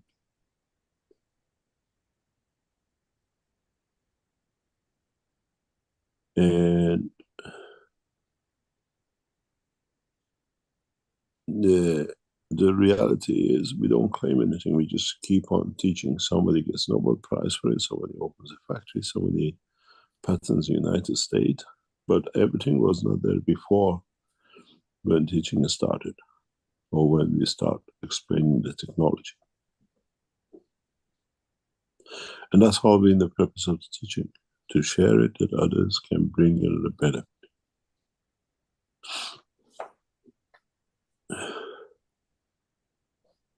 You know, Mr. Keshe, when the sun shines its rays for Earth, everyone take from it as he like when they make energies from it. So it will make Well, the sun happier. But it's just, it is not the matter state. I don't claim. There are 2 or 3 Nobel Prizes which connect directly into Keshe Foundation and are teaching over the past 30 years. And we can show it. As I said, the IP of, I said, if your guy's IP is still the same from the same university, you see it every day, you spend a lot of time. And he hasn't claimed anything outside what we put out. Of course, Mr. Keshe, he cannot think for himself. As an American say, one of knowledge seekers, I'm sure is listening, he is with us. We were told to go to Delft University in Holland. And we went there. It was the prerequisite to getting a Nobel Prize, to discuss with the eminent scientists of the Holland, and some other scientists came from around the world to, what do you call it, to prove the discovery of the technology in both aspects. I went with a couple of knowledge seekers to this meeting of Nobel Prize. We were told we have to go. When I got there were a taxi driver and some others. They're trying to ridicule us. But I knew the professors who were appointed to be in our meeting. When I came out of the meeting, I actually refused to attend the meeting.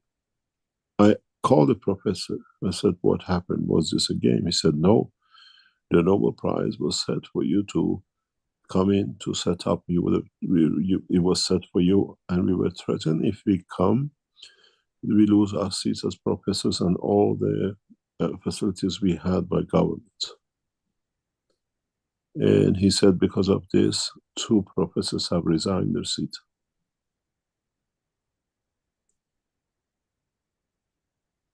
And our knowledge seekers, he's a very well-known person who was there.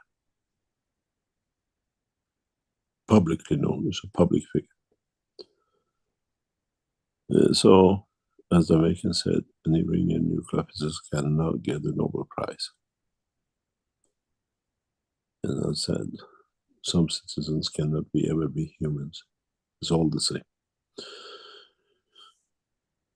It is the way it is.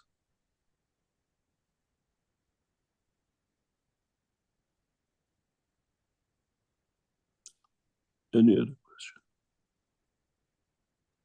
Thank you, Mr. Keshe. Thank you very much. Yes, we have a hand up here with Ivan. Ivan, could you go ahead, please? Hi, everybody. Hi, Mr. Keshe. That's Ivan from Bulgaria. I just want to continue the previous conversation that we had like some workshops ago, where you said that I have to rotate the soul plasma in the middle. So I'm not sure if I'm doing this correctly, so I will just describe my experience with it a little bit. So I would like to tell me if I am on the right path. Because I try to rotate it like from the left to the right with my intention. And in the beginning it's very difficult to feel it, but after some time it starts to feel like a ball or some ball of energy that is going in my head. And I feel the interaction. I can even spin the fields down around the spine. It's very interesting. Is this supposed to be the feeling when you rotate the plasma? It depends on how you want to do it, as you said. And I'm not there, I don't know the feeling. What do you feel? Well, I meant, what did you feel when you rotated, or what I the don't other felt? rotate it. No, I never rotated. That's I'm not a Sufi. No, it's understanding with the interaction. Uh, well, basically the soul is in the middle, and it's made. The other fields around it are made of the same fields that it is made of. So if I move it to the left or the right, I should feel like interaction with the fields around it. Is this correct? It's like when you, you know, when you close your eyes and you feel somebody is behind you or next to you, you don't need to open your eyes to feel them. You feel their presence. It's the same kind of feeling, and you decide where. It is And something very interesting that I almost managed to do. I try to, because I feel like two fields that are coming from the bottom of the feet, like a spiral to the top. And I try to rotate the field to push the soul down. And I almost felt like the field around me that I can push the environment out. Is this supposed to be this soul expansion, like you said? Or I'm just pressing the field out, I'm not expanding?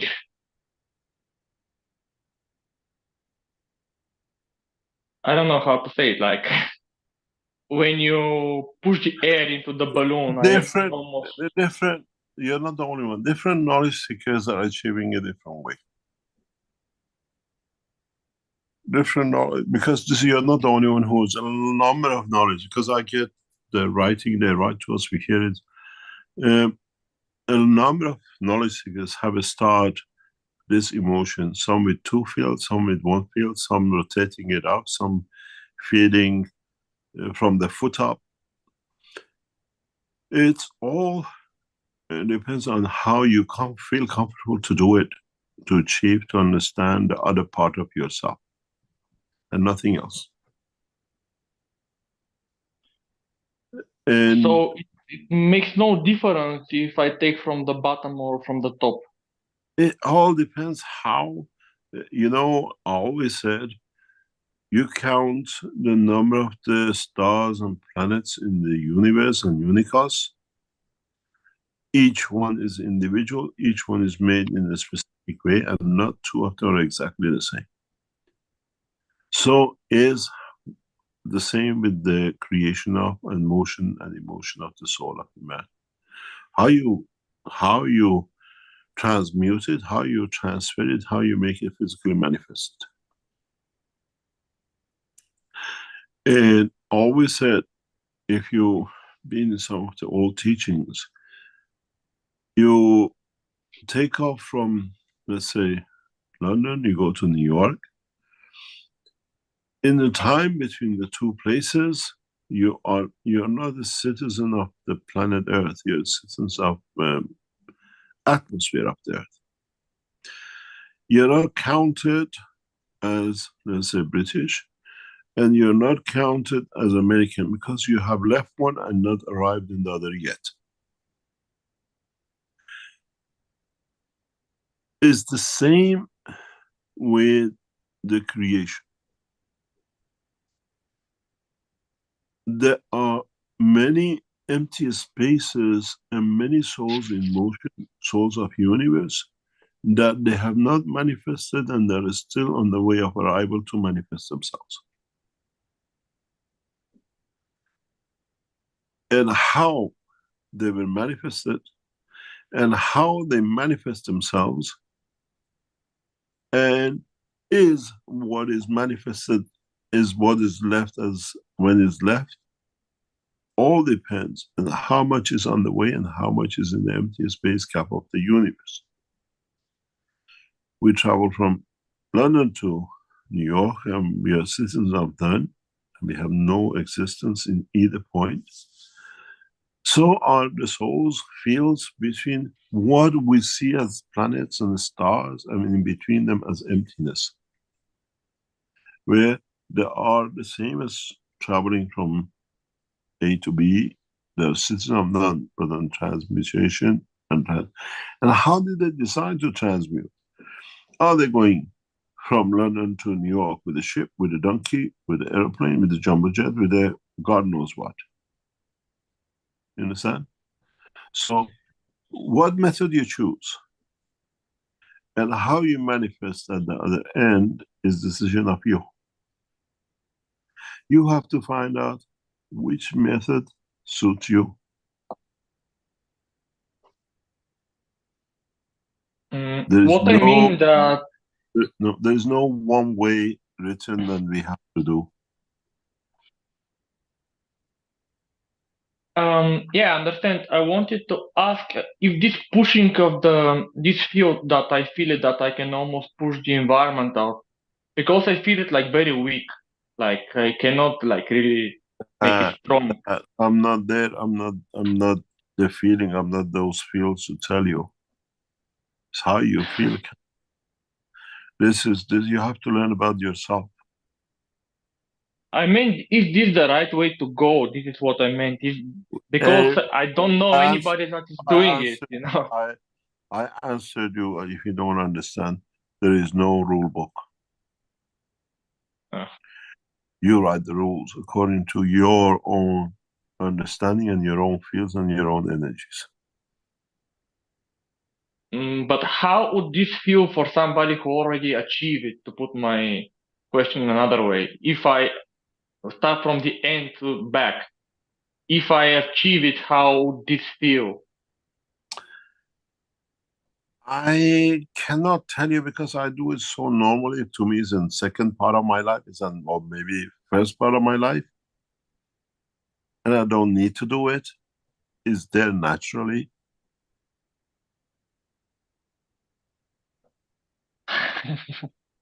You understand? But it's come from the experience. It's come from trying. I used to transmute or whatever you call it, fly or whatever, since I was 8, 9, 10. I made an art of it, how to fly in a physical dimension. I used to put my hand next to me, I used to go, let's go up. And see how far you go. Let's go somewhere else.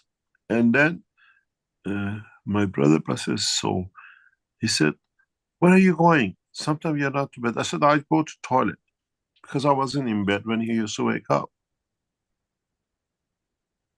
He comes to come to brother and I wasn't in my bed. I learned this technique and now I don't actually need to leave the physical body. I go, it's here, but it's everywhere else. I have sat in cabinet meetings without anyone knowing, and I know what decisions they made because I wanted to be there to know what decision is.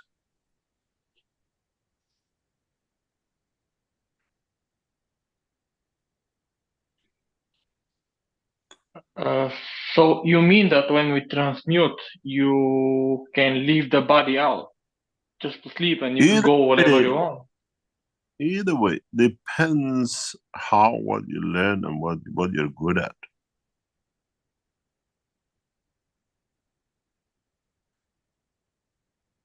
Depends what you're good at. You still have at the end of it, come to physicality and carry it out in physical condition. You understand? Because in this moment of time, the science does not accept, or people don't, they call it a dream, they call it, oh, whatever. Man is not mature to understand. This is what I keep on saying. I've said many, many times. When people came to this, to a lens, I told them, whatever you say, we accept, because you're taking the journey. It's your soul who's traveled, not mine.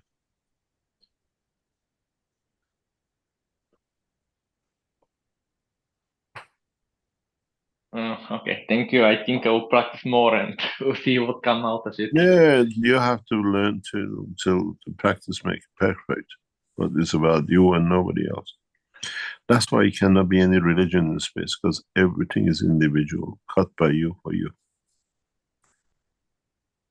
But if you follow the ethos, you have to understand the reason you're doing it.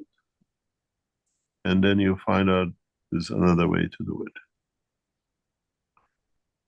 Trying to achieve, to satisfy your capabilities or ability, is much harder than trying to elevate someone else with it.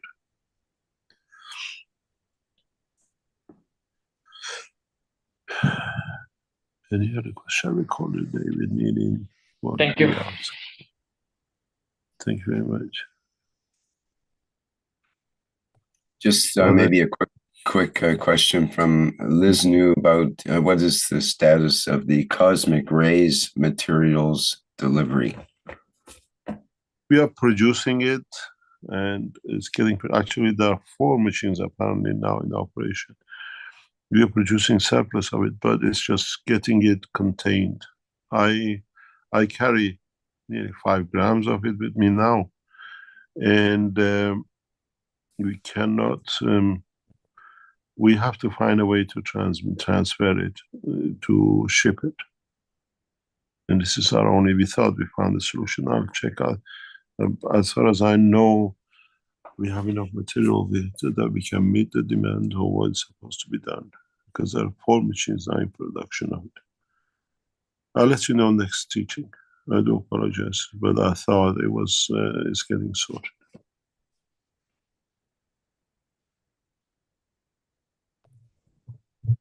Okay, thank you. And let me explain to you what the problem with it. Part of the problem with it is that we produce it in 1 gram, and when we leave it, it becomes half a gram. And it loses its weight, and then sometimes it gains weight. So we can load up 1 gram, but we have to sustain it at this 1 gram, and then you don't receive it half. So, oh, this is a half a gram. What we said is loaded at 1 gram load. But when you leave it on the table, after a few days, it becomes half of that, a quarter of that. And this is another problem. That's why we keep on producing, to keep the stock. But I'll check and let you know next week.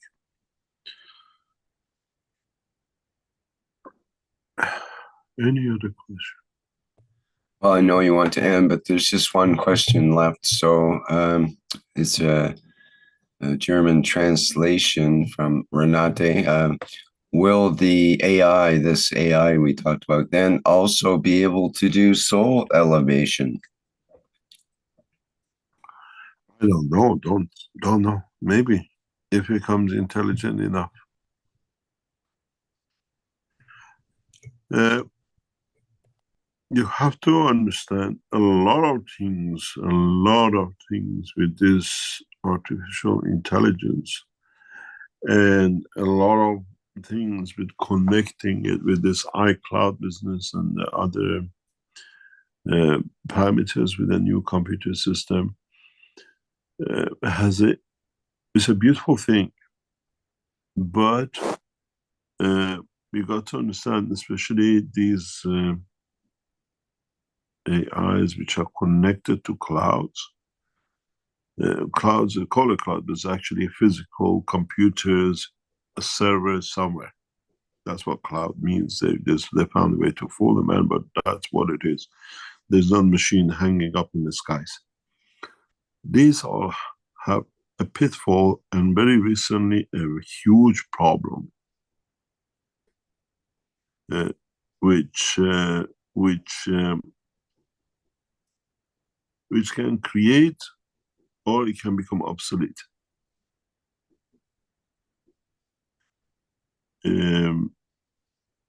This is due to technology development in military. If I was you, as knowledge seekers for the next 10 years, whatever, now nobody knows what will happen. Keep your backup of your computers, your servers, whatever, in a hard disk which is not connected to anything at all time, not even to electricity.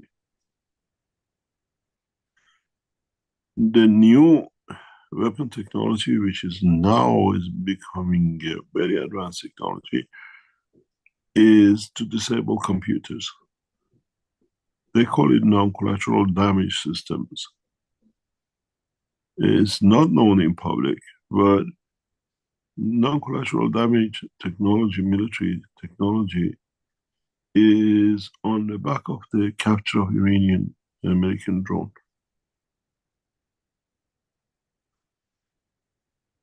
It means be able to paralyze all computers. And when you do that, these AIs, which majority connected to what's supposed to be iClouds, which is the servers on the ground, will become useless.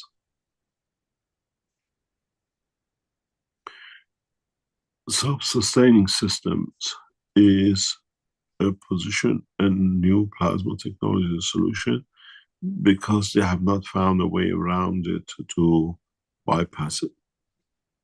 And this is why the new technology is needed, because the new weapons, what we call defense technology, has other capabilities which we never had, and now creates new danger and new opportunities. Let me explain to you this, because I did this some militaries very recently. The new, what we call non-collateral system, which is coming to operations, operational now. We brought it into operation in 2011, we captured the drone. Then again, and now it's taken a new shape in a different way by a couple of militaries. It's the extension of the Keshe Foundation technology. Now we paralyze, we have the capability, the way we captured the drone, to not to attack, to destroy. Nuclear weapon technology is obsolete. Definitely obsolete, it's gone. Whoever talks about nuclear weapons is of the old age. It's completely useless to talk about nuclear weapons, because this technology surpasses nuclear technology. But what it does, it can use the nuclear technology to create mayhem, if you understand the process of a video. And governments, in not having it, are closing their eyes to it. The AI and other things we hear, iClouds, will be the victim of this new technology.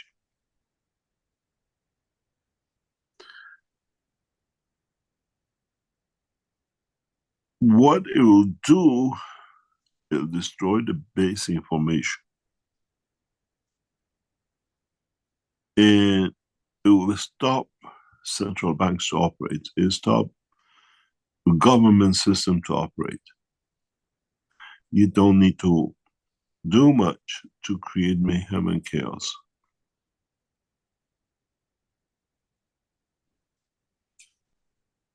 And the understanding of the new non-collateral damage systems will force the people who make all these servers, AIs and the rest of it, to find a solution to protect them, and they have no protection.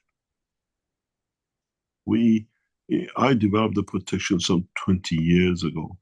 We have no problem in Keshe Foundation, the structure we have. We understand it, it can be handled. The primary position for you knowledge seekers is back up your computers, back up all the information you have on a hard disk, and never connect. When you connect to download, immediately remove. The problem with a new system is it can reach even systems which are not connected.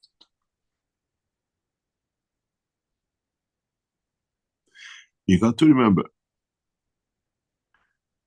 you don't connect your laptop, you do nothing, you leave it for months and years, and you plug it in, it comes and it operates.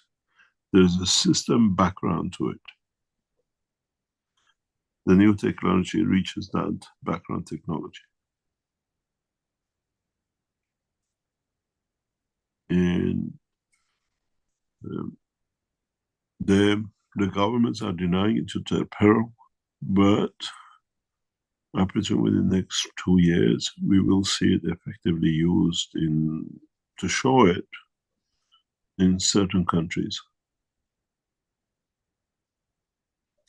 You don't need to invade a nation. You can stop the central bank, you can stop the power supply. With a flick of a finger, people do the job for you.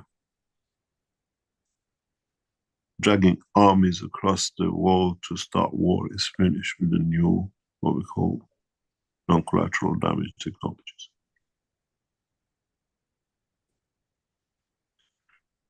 And in a way, we don't create a war, but we let them create their own civil war. If you understand. And AI is one of the biggest victims of this process because it depends solely on connection to internet and to cloud, so-called cloud, huge servers underground, which are again backed up. And this is something you as knowledge seekers should know, because it's not up on us, it's with us. And it's a beautiful technology. It's a space technology, but it doesn't kill, it doesn't destroy, but it creates a condition to bring changes to governments. And we should see this in operation fully in next maybe 12 months. And the nations will use it.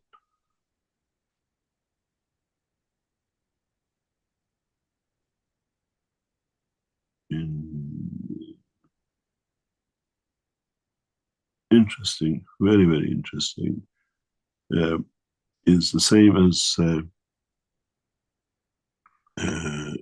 how you create clouds. And to the naked eye, it looks like a cloud, but it's not a cloud because it's created by the interaction of the fields. And depends on the user what it does with it. If it's hard for you to understand, it's very, at the moment is on the, we have all this cloud business. Go and find 2010. Summer of 2010, BBC, I've said this before, maybe for you to understand what is to come and what has happened in the past in Iran in the past few weeks. And this movie is in Brighton, and I explained that very recently. Now you understand why. The picture is taken on the sandy beaches of the city. And the camera is up, walking, showing this couple walking down the steps, and in the cloud above, you see a UFO going from one cloud to another, going back to the cloud. because it created the cloud itself.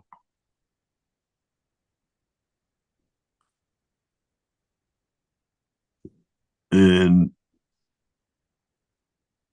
this kind of technologies now has become and is in the reach of certain governments. Non-collateral damage system is a reality in our head, and creation of the clouds, which are not clouds, has seen the end of the Iranian president.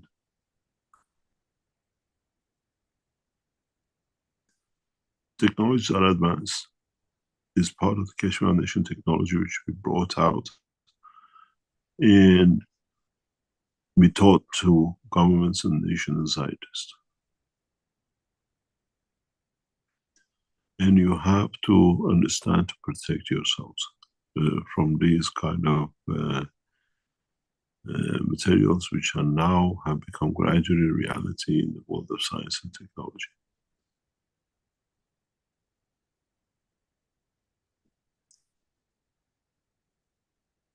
Thank you very much for today, and we'll see you next week, hopefully. Don't forget, next Friday there is a session. Maximum time each group of you will take will be 2 hours and no more. And in some sessions, as I promised, the daughter of Mitra will be amongst you, and we tell you the reason why, maybe at the end of the 4-month session. Thank you very much, and see you next time. Very good. Thank you, Mr. Keshe. Thank you. Thank you, everyone, for being here for today's 546 Knowledge Seekers Workshop here on Thursday, July 11th, 2024. Our next public teaching workshop will be the One Planet, One Nation, One Race for Justice and World Peace with members of the Universal Council. And that will be on Tuesday, July 16th. And that starts at the 4 p.m. Central European Summertime time slot. Okay, thanks everyone. See you next time around. And bye for now. We'll go out with our usual flight enhancement spaceship unit music version. Oh, and also our background image today is from Jedi Simon. Thank you for that offering, Jedi. And that's it. Bye for now.